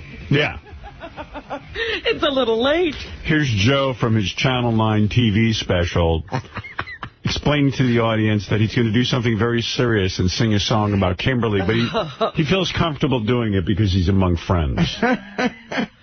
This is great. This is great. Okay. I asked this audience is mostly from New Jersey, and again, I know we broadcast to most of the audiences. And by the way, he's wearing a cut-off muscle shirt, like the sleeves are off. Remember, because he's into pumping iron? Yeah. He's trying to be Springsteen from Born in the USA. Yeah, he was wearing a Springsteen-esque outfit. It was almost a Springsteen impression. Right, Okay. I asked this audience is mostly from New Jersey, and again, I know we broadcast to most of the audience is actually in New York, but I was going to do something for you tonight, and I'm going to ask you to stay with me. I wrote a song for Kimberly Driscoll, my fiance, right? And I got to tell you, I would never do this on, like, if it was like, like a national HBO special or something like that. So I'm going to ask you, it's a straight song, there's no jokes. I know my mother likes it when I sing. So are you with me on this? Can we do a song for you, like a song? Stay with me. This is for, I'm so hesitant to do it, but I feel at home among family and friends, so this is for Kimberly, and we're going to rock it with Ira and the guys. Stay with me, guys. You set on this? Here we go. He wrote this himself. He wrote it. Pussy make a man crazy. I was going to say, what does pussy make you do? Well, you know what? Young pussy. Sing directly to pussy. Cut out the middleman. Yeah. What's really great about this is he thinks he's written a Springsteen-like song. He expected this to be a huge hit. Well, that's almost the exact intro to She's the One, a Springsteen song. 15 years later, I hate you more every day. You're a pain in the ass. Alimony. Alimony. I can't believe I'm paying 2 women alimony. I burn inside alimony. That's amazing. The only reason he's excited that he's not famous anymore is there's no future earnings. What a great piece of tape that is. I got to discuss the age thing real quick, because I looked it up. So you can't find her age anywhere I saw near her New Year's Eve. I'm going to guess she's in her 40s. No. Okay, so according to when Joe was older than me now. They were on the show in according to him, 1991. Yeah, and she said, and Joe said she was 21. So that would make her 37. Okay. Except I think that Joe used to lie about her age. Right. Put it up a little bit. No, he's the only one putting her age up. I think she's probably about 35. Okay. I think he used to lie about her age. It said, we looked in the notes, Howard. Yeah. The creepiest thing, Joe says he met her when she was 11. Yeah, he did. She was a babysitter. I know, but still. She was her neighbor. She was the neighbor. I know. And the cute little kid. The question you could never get him to answer, right, was, okay, you met her at 11, and obviously you weren't attracted to an 11-year-old. But at what point, you never were able to get, at what point did he realize? Probably when she got some tits. Was it 14? Yeah. Was it 16? How do you know when she developed? She could have had tits at 11. There's that summer where girls get tits. Yeah. Now, let me say it was the summer she got tits. I tell every kid in the 5th grade, be nice to all the halfway cute chicks, because you never know who's going to get tits. Right. When he used to go home at night after a night out with his wife, he probably had to drive the little babysitter home. God. Well, I like that you're advising kids that they should be nice to everyone to wait to see who sprouts some good tits. That happened to me. Me and my buddy Joey Lazito used to torture this one girl in the 4th grade. All of a sudden she got tits and she had all the power. Right. One summer it was like, there was a power shift. Yes. Good advice. Good advice from you. Restraining order. Restraining order. Someone just reminded me that she was the babysitter, and that she didn't babysit for a while. The way Joe met her was he went into his local ice cream shop where she was working. Right. That's when he saw her again. You see her in a Baskin Robbins outfit, you get a hard on. There's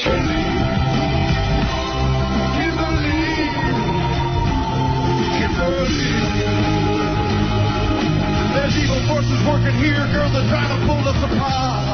There are evil forces working here trying to pull us apart. The evil forces, were our mom and dad. Yeah, the police. Yeah.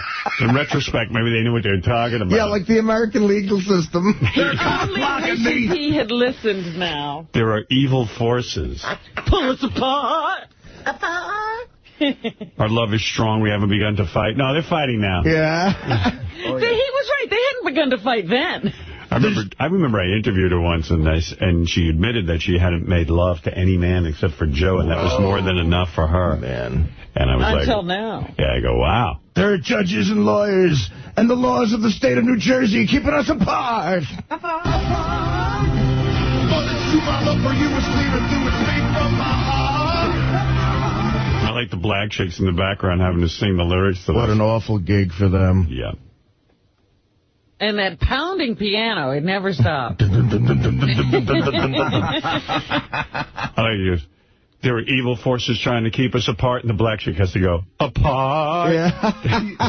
She should be going, you have? Probably like a talented singer, needs a gig. Yeah. You asshole. Good news.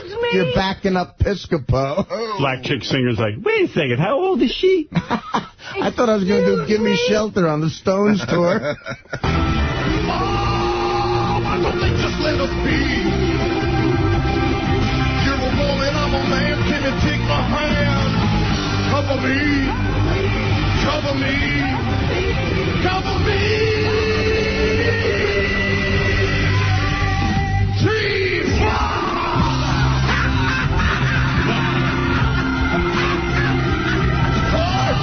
Good this one. I burn inside for you. Everything. Girl, I don't know what to do. Don't know what to say.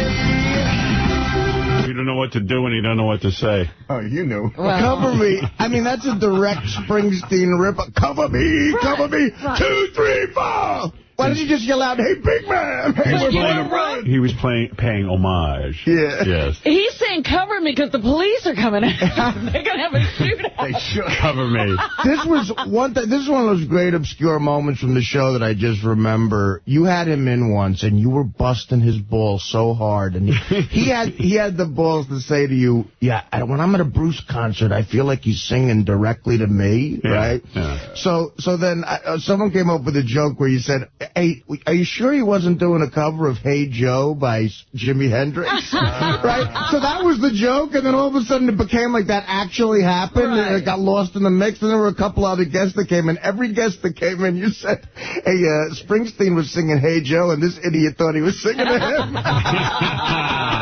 And Piscopo had to explain to himself, no, that's not what happened. Kimberly. 1, 2! I love the chick in the background having to sing Kimberly. Oh. They remind me of those Elvis chicks, you know, that no matter what Elvis is doing, they have to keep singing, and they sing perfectly. But at least it was Elvis. Really. Right. But regardless, they have to sing this. They sing really well, right. No matter who it is. Right. Joe wrote a new song, actually, in light of his divorce, and here it is. My wife. She's a real pain in the ass. I'd like to crack her in the skull and throw her body in the trash. 'Cause every time she breaks my balls, I want to drop kick her in the head and watch her fall. I said my wife. I used to love to be her man, but now she's that fat pig driving in a minivan. And now once a year when we fuck, I feel like I'm sticking my dick in a Mack truck. She yells, don't burp, don't fart, don't drink out of the bottle, and take off your shoes. Take out the trash, hand over your cash. Every day I lose. Every time when I see her and she's running her trap, I want to wrap my hands around her fat neck till it snaps. My wife. Oh, what the fuck happened to me? I used to get laid and I was loaded with lots of money. But if I hear one more word out of her mouth, I'm gonna take out my shotgun and blow her. Sal Governale. Singing Joe Piscopo's new song. Yeah, I was going to say, it's not Joe Piscopo, it's No. Sal. 2, 3, Rosalina! Here's, I don't know which tape this is, but Joe Piscopo proposing to Kimberly. Oh. Guys love lesbians. We will have lesbians. This must be from my old TV show on Channel 9. What is this? Joe Piscopo. I didn't know you were a lesbian. I proposed to Did you really? You getting married? You're kidding! I had it. You're the first guy. Oh, that's very good, man. Hey, the hi, Kimberly. Robin, you sound all excited. Wow, you giddy. I don't know. Maybe they had helium in the studio. Somebody drugged you. Congratulations. Oh, my God, I wanted to fuck her so bad. She was so hot. Oh, so hot. Instead, you're hugging Joe. Yeah. God, she was smoking hot. You don't think she's smoking anymore? I don't know. She looked good at your party. Yeah. I don't know. I don't really know her that well. It's half a decade ago. She must be a major pain in the ass. But, you know, he is, too. Look, she just grew up, you know, that's all. Yeah. It's kind of a drag when your teenage sweetheart gets old. She grew up and he joined ARP. Yeah. Congratulations, Kimberly. Oh, congratulations. Oh, this is so exciting. Congratulations. I want her back. What a sweet little girl. Joe, help! Help, let me out of here. I don't know what all this is. What's the good one here, Gary? Piscopo and Kimberly, Channel 9, falling in love with Joe. This want to hear her talking about falling in love with Joe? Oh, sure. Now, Kimberly, you fell in love with Joe for Joe, you think, or because he was on Saturday Night Live? Definitely because he's who he is, because he's Joe. Because he's Joe. Who had been on Saturday Night Live. Right. No, but I mean, you were going out with guys in high school. They didn't appeal to you. This is an older man. This is what appealed to you. And when you were like 14 and you first started babysitting, did you realize then you were in love with Joe? Yes, I did love him, but not Did you have like a crush on him or whatever? You know, actually when I was about 11, I thought he was great. He was my best friend across the street. We were like pals. Oh, my God. Oh, forgot this part. When I was 11. Man. We were pals. We were best friends. At 11. It's like a Michael Jackson movie. Really? And I guess I had a crush on him when I was 11. And then after that, it was just like friends. We were like buddies across Yeah, that's what happens when you're 11. You can only be friends with the older man next door. And Thank goodness. Yeah. How old could he have been when she was 11 then? I mean... Well, he had to be in his 30s, right? Yeah. Well, they were best friends. They had so much in common. This is my best friend. How many 11-year-olds did you hang out with when you were 30? This is my best friend. Wow. Man, that's creepy. The parents were going nuts. I love that he did the whole impress her thing, even though she was only 17. Yeah.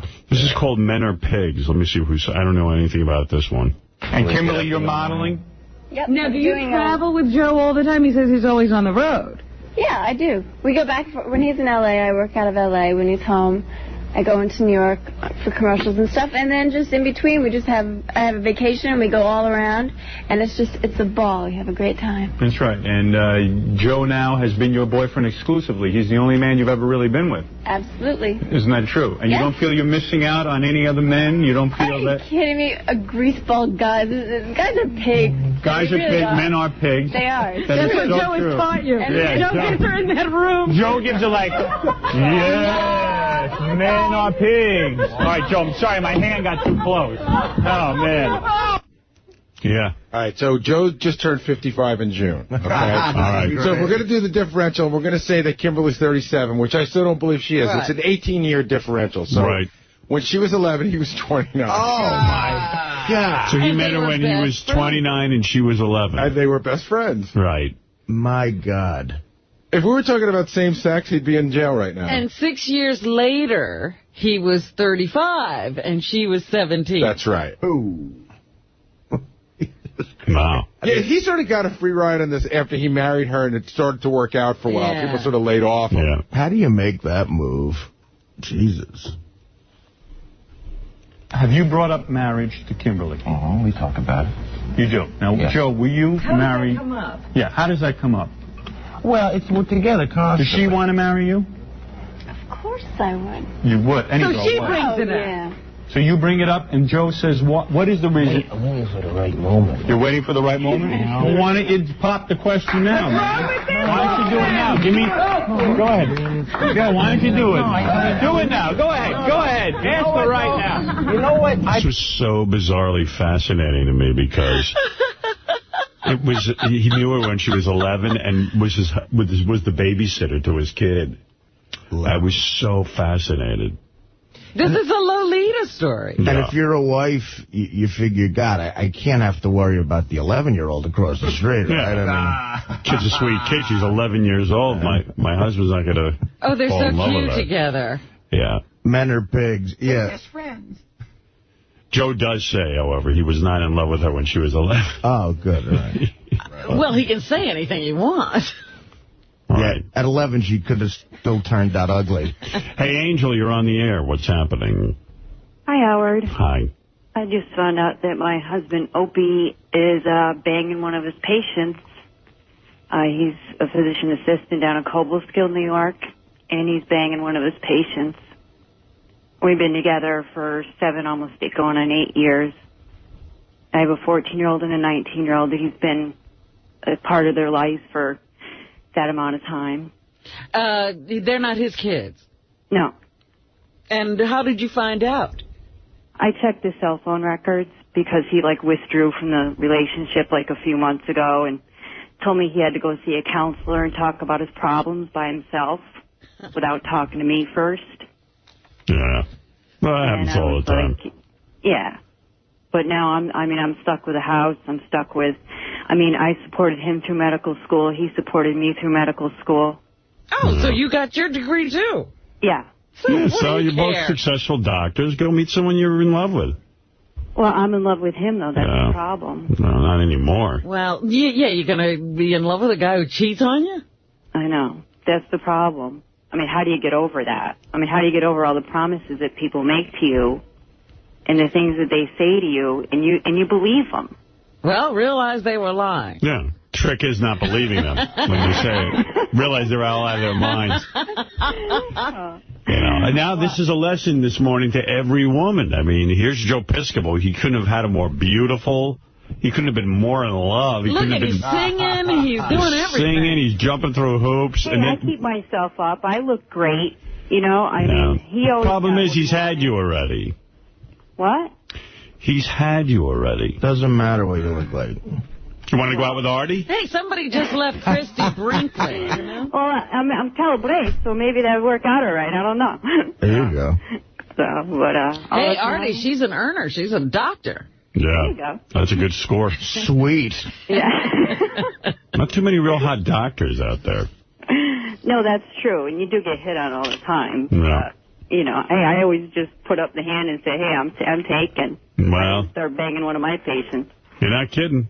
So. Hey, I'll give you a pair of tickets to the premiere of Beer League. Artie's there you go. Hey, thanks, man. It's going to be at the Ziegfeld Theater Wednesday, September 13th. Beer League opens on Friday, September 15th in New York, Philadelphia, and Cleveland, so you can join us. We're all going to the premiere. Surely there'll be some good guys there.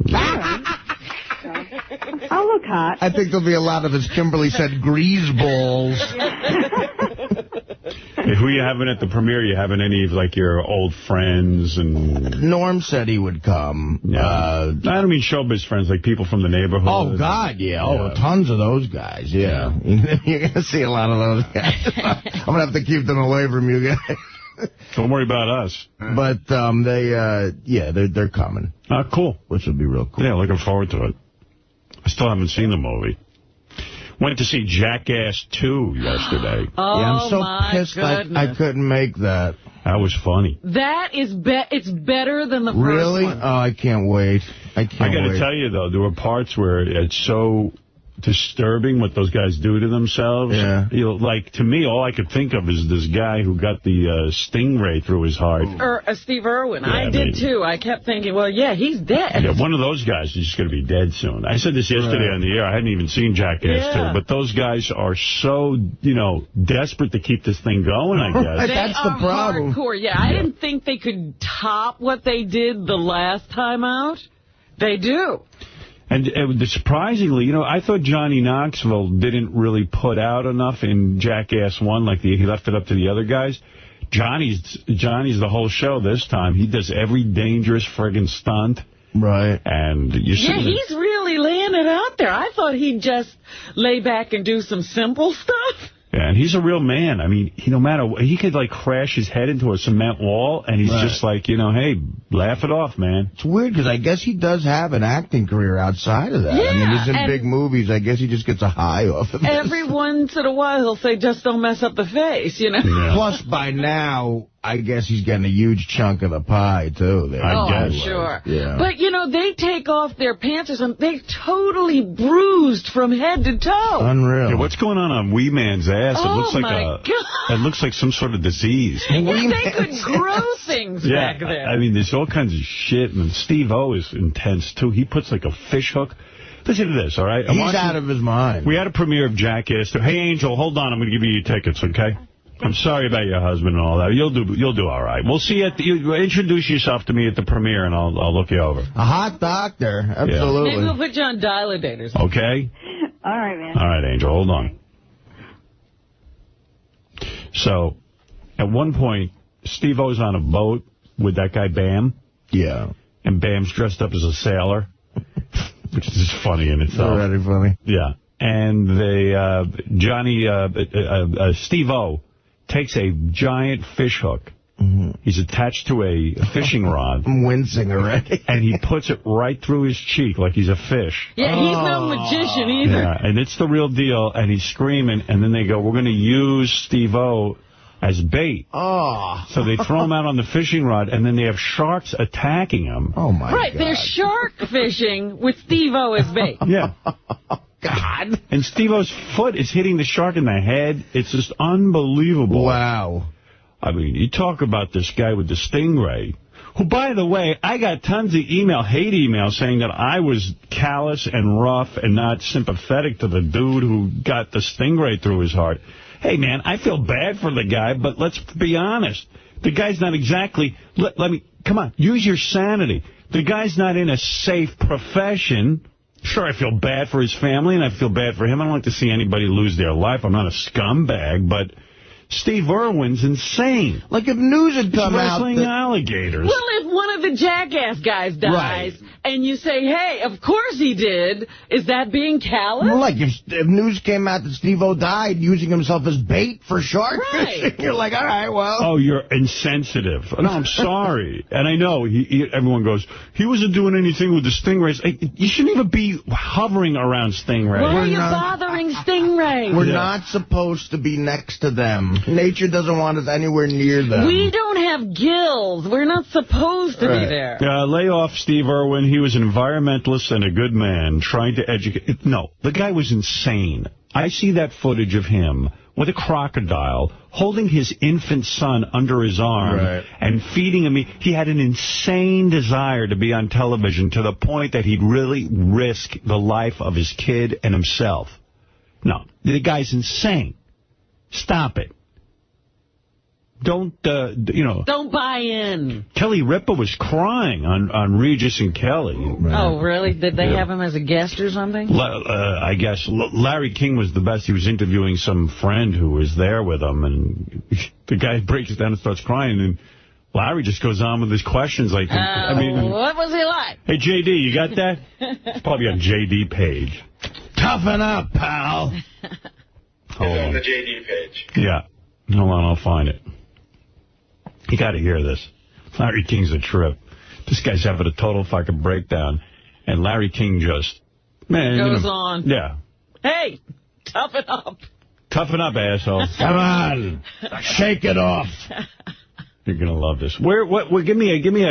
Bottom left-hand corner in blue, both of them. All right. TV clip, John Staten. Just say Larry King. Then I'd be able to find it. I don't know who John Staten is. He's the friend. Yeah. The planes blowing up and demolishing the buildings. And the second thing were shards of glass from all those buildings coming down. I'm sorry to hear that. I saw this. It's mostly the first responders, right? It's all the people. And the people who worked there for weeks cleaning up. Mm-hmm. Yeah, not just the first responders, because a lot of first responders also stayed there for months at a time cleaning. You had all the place iron workers, up. too. Yeah. Carpenters, construction workers. That sucks. Yeah, that whole month I remember seeing carpenters from Jersey just going over there to volunteer with their tool belts on the ferry, and it just sucks that they're And sick. now they're having trouble breathing, and they had politicians saying, we don't think it's 9/11 that made you sick. Yeah. But 70% of the people who work down there for any length of time are experiencing these kind of symptoms. Well, our own Doug Goodstein left our studios and rushed down to the site of 9/11 and was there for days on end. And as you can see, his eyes have bulged right out of his head. It's unbelievable. You know, over the break, I saw World Trade Center. Oh, did you? I don't know how you could sit I think through that. you should see it. Nope, I think I won't see it's an amazing piece of work. It's great. Don't you just get angry all over again? You Mad as hell, sad, every emotion, but it's well done, and it really makes the guys out to be heroes. I think they are heroes. What do you mean, makes them out? No, I'm saying it really just hammers home how big of heroes these guys were, and I think people should see it. Well, let's go to Siobhan. Siobhan, you're on the air. Oh, here's a hero. Here's my hero, Siobhan. Siobhan, are you there? All right. Gone. Gone? Siobhan is gone. Artie's future father-in-law. Jason, you're on the air in Waynesboro. Hey, Howard, this is Jason. How are you? All right. Good. Do you know who the happiest guy in Australia has been the last couple of days? Who? Paul Hogan. That's right. This guy stole his thunder? Crocodile Dundee. He was pissed at Steve Irwin, I believe. Yes, sir. He took all his thunder.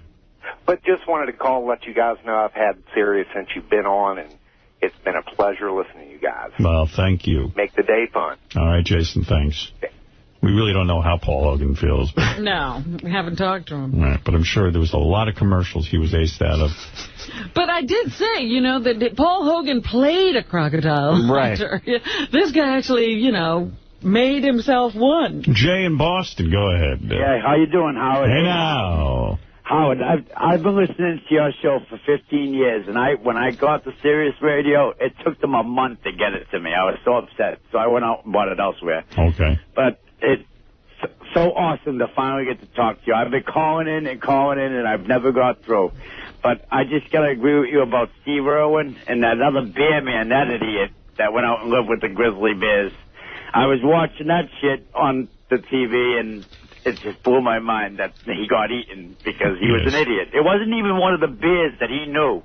It was another bear that came from nowhere and just walked through it. Well, it's bitch. Yeah, it's very. Nobody likes to see anybody get killed like this. But you do have to, you know, because even Irwin, when he held his baby in front of the crocodile while he was feeding it, or under his arm, he claimed that he was in control of the crocodile at all times. Yeah, no, he wasn't. You're never in control of a wild animal. Of course not. right. That's like Siegfried and Roy said they were in control. I agree with you 100%, Robin. You're never in control of wild and animals. That's right. That alligator was 20 feet long. It's a killing machine. And, you know, he's standing there with a kid in his arm. Yeah, that was not intelligent. I don't care what anyone says. Yeah. That was endangering his child. Robin, what else is in the news? I don't know what it is about guys and video cameras in bathrooms, but there are several stories about this in the paper today. It is weird. Sal, you want to comment? A creepy handyman. Well, of course he was. He was working in a couple of Brooklyn high schools, and they discovered that he had placed cameras in the bathrooms so he could observe the students. They said they found 800 sicko videos in his possession, and he has now been just given a slap on the wrist, they say. He will receive no jail time. The judge has decided that he's not a threat. He won't even have to register as a sex offender. Wow. That's as long as he stays out of trouble, he gets a couple of years, like 3 years of probation, and he'll be able to go on with his life. Tells me those videos sucked. Nothing happened to him. Then a Public Works Department employee from Long Beach Township, New Jersey, allegedly installed a wireless camera in a women's bathroom near the beach. How long did he get? Then secretly recorded visitors there and transmitted the images to his home computer. The camera was found by police after a local delicatessen reported that its newly installed wireless surveillance system was receiving images from a nearby public restroom. So his wireless was interfering with theirs, and that's how he got caught. They followed the feed back to his house. He still has to stand trial on those charges. I secretly videotaped myself defecating. Oh. But that's a different story. I'm allowed to do that. And you're into it. So. Yeah, I don't understand that at all. I mean, I understand, like, guys want to see chicks naked. And it's kind of cool to spy on a chick that doesn't know it, but seeing her. It's not cool. Man. It might be titillating or tantalizing, but it's illegal. It'd be cool if a chick, like, came in there and, like, sat down and started touching herself and masturbating. But they're not doing that. They're going to the bathroom. Nothing sexual about shit or piss. No. Not to me. Amen, Artie. Nothing. Anything else, Robin? With you. One of the Village People dudes is going to jail if he doesn't behave himself. Right now he's got probation. This is the guy who played the police officer, Victor Oh, he's Willis. my favorite. He was your first I like the fireman. I'm an Indian fan myself. Victor Willis, who dressed as the policeman in the 1970s disco band, was arrested in March near San Francisco for possession of drugs and on gun charges. They have now given him probation, and as long as he remains sober, they say, and drug-free, they will just give him probation. But if he gets into trouble again, off to the hoosegow. Don't you have to do a lot of drugs if you were in the Village People? I would. Yeah, absolutely. To wear those outfits? That's a tough one to live down. Yeah. He needs a free pass. Anything else, Robin? I always wonder about bed and breakfast, too. Would you ever stay at a bed and breakfast? No. I get the breakfast. I forget the bed. I don't know. Some of them scare me. Yeah, sometimes you're like, is this just somebody's home? Where am I staying? In Newry, Maine, a cook was charged yesterday with dismembering 3 women inside a bed and breakfast and killing a man during a weekend murder spree. Wow. Yeah. Christian Nielsen told detectives that his 4-day rampage began with the killing of an Arkansas man on Friday and continued 2 days later with the slaying of the owner of the Black Bear bed and breakfast where he was staying. The daughter happened to come by. He killed her. Wow. You know, it just went on and on and on. So now he's in jail, and it doesn't make me feel any better about bed and breakfast. Do you want people talking on their cell phones on the plane? Do they serve lunch and dinner at a bed and breakfast? No. No. All right. But do you want people talking on their cell phones on the plane? I go to a dinner and stool. No. I don't know. I don't care. I mean, if you want to talk. I mean, I guess not. I don't know. You don't find it annoying when you're overhearing other people's conversations? Yeah. You know how loud they have to talk? And guys love to get on their cell phones with me and talk about how much money they make. Right. They love to impress me because I'm on the radio and they're fans, and they sit there and they go, I made you $14 million. This is the way you treat me. And they're trying to show me that they make a lot of money. That loud conversation so you can hear what they're talking about. Yeah, and it's always like about their accomplishments. You want me to sell that stock? I made you $7 million with that thing. Every guy does that. I fuck Paris Hilton. Fucking hear me? Well, you want to hear a whole plane full of that? Right now, you can't use your cell phone on the plane, but some are testing it. And the Federal Aviation Administration and the Federal Communications Commission have restricted the use of cell phones on commercial flights so far, but there are these tests being done. They have stopped, on trains and stuff. They won't let you do it anymore because people were so obnoxious. Hello, Mustafa. Good news. They didn't stop me. I got on the plane. What do you want me to fly into? Where do I blow it up? The Chrysler building looks nice. Anything else, Robin? Brad Pitt and Angelina Jolie made a surprise visit to New Orleans. There's a little picture of them and the kids in the paper today. Who are they saving? They have said that they're going to make several trips to New Orleans because everybody's concerned that New Orleans isn't being rebuilt fast enough, and they were afraid everybody was forgetting about it. So they announced a few weeks ago, and on the anniversary of Katrina, that they would be visiting New Orleans frequently. So I suppose this was one of the first of their frequent visits.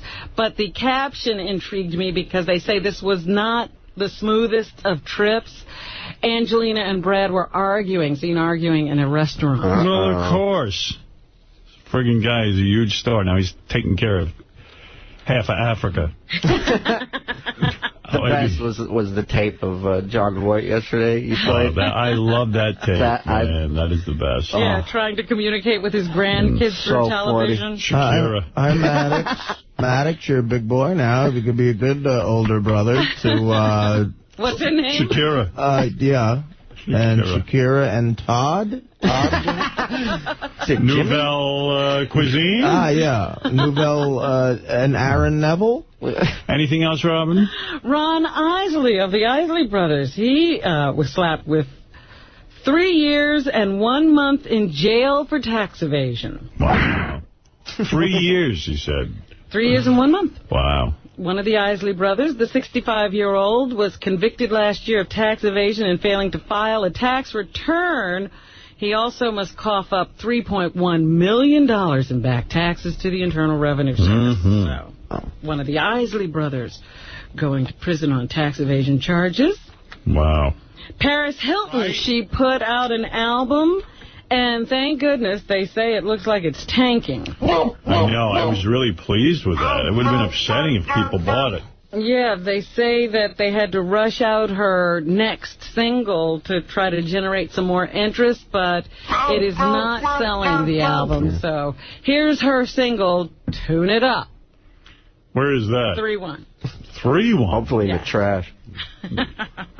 Okay. In the end, it turns out we were right. She's no musician. But she is oblivious to all this. She's already talking about her next album and what she's going to put on it. Her ass ain't the only thing that's flat. Let me see what else is going on. We were talking about Tom Cruise working on his image. The pictures of baby Suri have now appeared in Vanity Fair, taken by some... fabulous photographer with the parents, Suri's an unusual rolling name. around with the child. What's that short for? Tsuris? Suri. Well, everybody, all celebrities, I read an article about this, feel they have to give their children exotic names to make them special like they are. It's almost like conferring royalty on them because they don't have normal names. Yeah, Suri. See? Like Lordass. My children have beautiful names, traditional names. Yeah. Deborah, Emily, Ashley. Simple. These are nice, normal names. Sorry, I would never do this. But what the psychologists were implying there was these people don't want to live with normal people. Right. They want special. So their children have to be special, too. Here's... Cody and Kissity. Some celebrity's just going to name their kid Better Than All of You. Yeah. That's right. What a great name for a celebrity's child. I don't remember a lot of Zaharas swimming at the municipal pool with me. Have you met my daughter? Her shit don't stink? Yeah. They might as well just say that. Her shit is her first name. Her shit don't stink. Anything else, Robin? Yes, I was talking about Tom Cruise. Well, Brooke Shields says she got a personal visit from Tom Cruise, and she tells the story to Jay Leno on The Tonight Show the other night. Tom Cruise apologized to her for singling her out for taking antidepressants when she was suffering from postpartum depression. Number 2. He apologized for bringing me into the whole thing and for everything that happened. And through it all, I was so impressed with how heartfelt it was. That's very nice. Actually liked his apology. She says she did accept it. I didn't feel at any time that I had to defend myself, or did I feel that he was trying to convince me of anything other than the fact that he was deeply sorry. And I accepted it. There you go. Okay. I'm an accepting person. So am I, maybe still. And it wasn't just a call, it was a house call. That's nice. I do that with the listeners if they send me negative mail. Come visit them.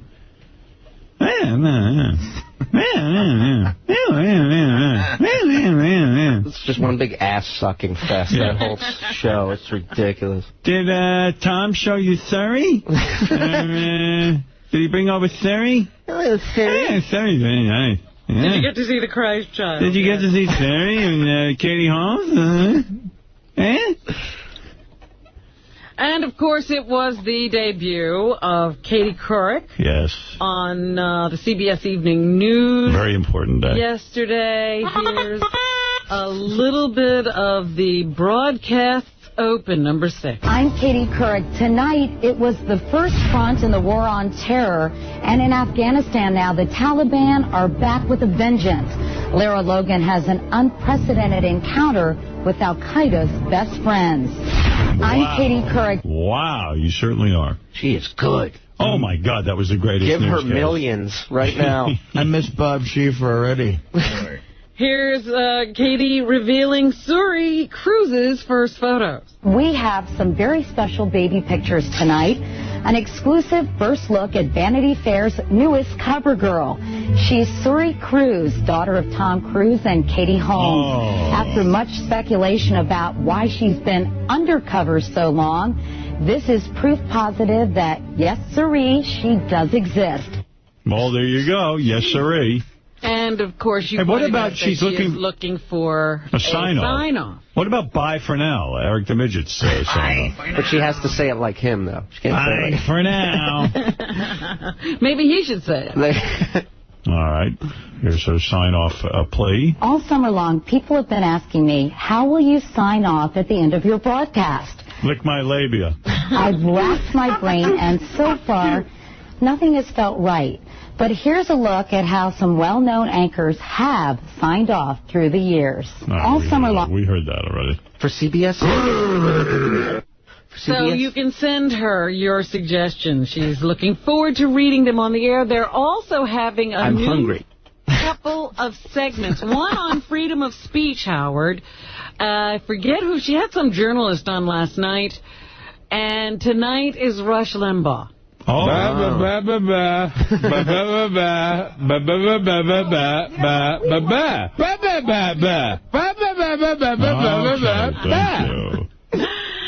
And they say regular people will also be featured in that segment as well. We'll see. All right, very And good. Barbara Walters and Rosie O'Donnell were on The View yesterday. It was the first Very exciting. for Rosie. I call that show the Moo. No, fat pig. Here is Barbara and Rosie. Barbara says Rosie is a breath of fresh air. Actually, I actually thought Rosie was a breath of fresh air. I mean it. No, I she mean, was cool when good. she said that she was going to yell at Hasselbeck, that chick. The difference is that we have a new moderator, and it's a breath of fresh air, but the format of the show is just the same. We never thought that the show had to change. We just felt we needed this new blood, and we got it. All right, there it is. Simple as that. New blood. Barbara and Elizabeth Hasselbeck say that Rosie was an excellent moderator. We thought it went very well, very easy, and fun, wasn't it? Yeah, it just felt like a great first day back at school. I mean, we came back here, and I think Rosie was an excellent quarterback. Well, you better say that. Yeah. Or she'll eat you. Beat your ass. Martin Short is on Broadway. Or at least he's coming to Broadway with a show called Fame Becomes Me.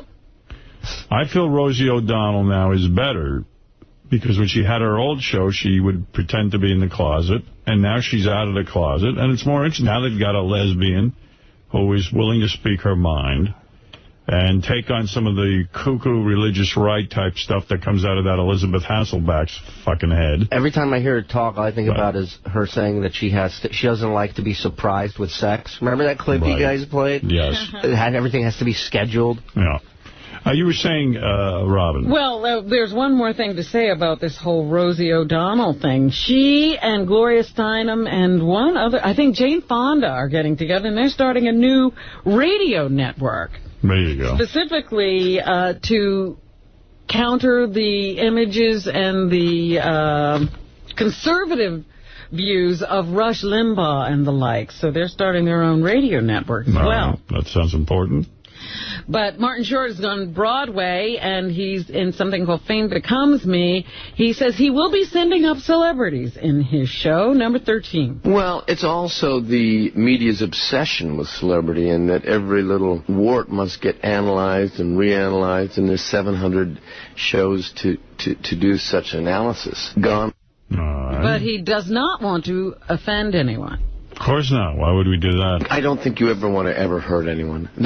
We sat... Gee, what a difference in my attitude. Yeah. I don't think there's anyone I don't want to offend. Right. And here is a little bit of Martin Short's opening number. I like a new pony to put on that shelf. So don't be apprehensive, 'cause Botox is expensive. Yes, love me even more than I love. All right. Shut your goddamn ass up. By the way, Andrea Peiser thinks that Katie Couric shot up her face with Botox and could hardly move her face last night. Is that right? I have to take a look at that. I'm going to have to examine that face. And Emilio Estevez, there's a Venice Film Festival going on right now, and in light of the Joe Piscopo news that he is, divorcing now his sweetheart of 15 years. They've got restraining orders out on each other. Here's Emilio Estevez announcing that he's engaged to his model girlfriend. I'm engaged, and I have a wonderful fiancée who's here with us, and we're in the city of love, and so I'm just so excited. So we should save that. Right. For the divorce. Right. And that's what's happening. All right. Thank you, Robin. Shuli, thanks for stopping by. Good to hear from you. And Shuli is promoting his big tour, The Killers of Comedy. They're going to be coming all across the country. If you want more information on that, you go to RevBobLevy.com. Did I get that right? Yep. That's okay. Thanks, man. Artie's Beer League, Artie Lang's Beer League coming up. Big premiere Wednesday. We're looking forward to that, Artie. And I'm going to record an introduction for one of the Donald Trump 10 best moments ever coming up this weekend, right? Oh, we're looking forward to We're all that. going to do some introductions, I think. Absolutely. And do what? I think I have a word here, do I? Nope. No? Okay, good. All right, we'll see you tomorrow.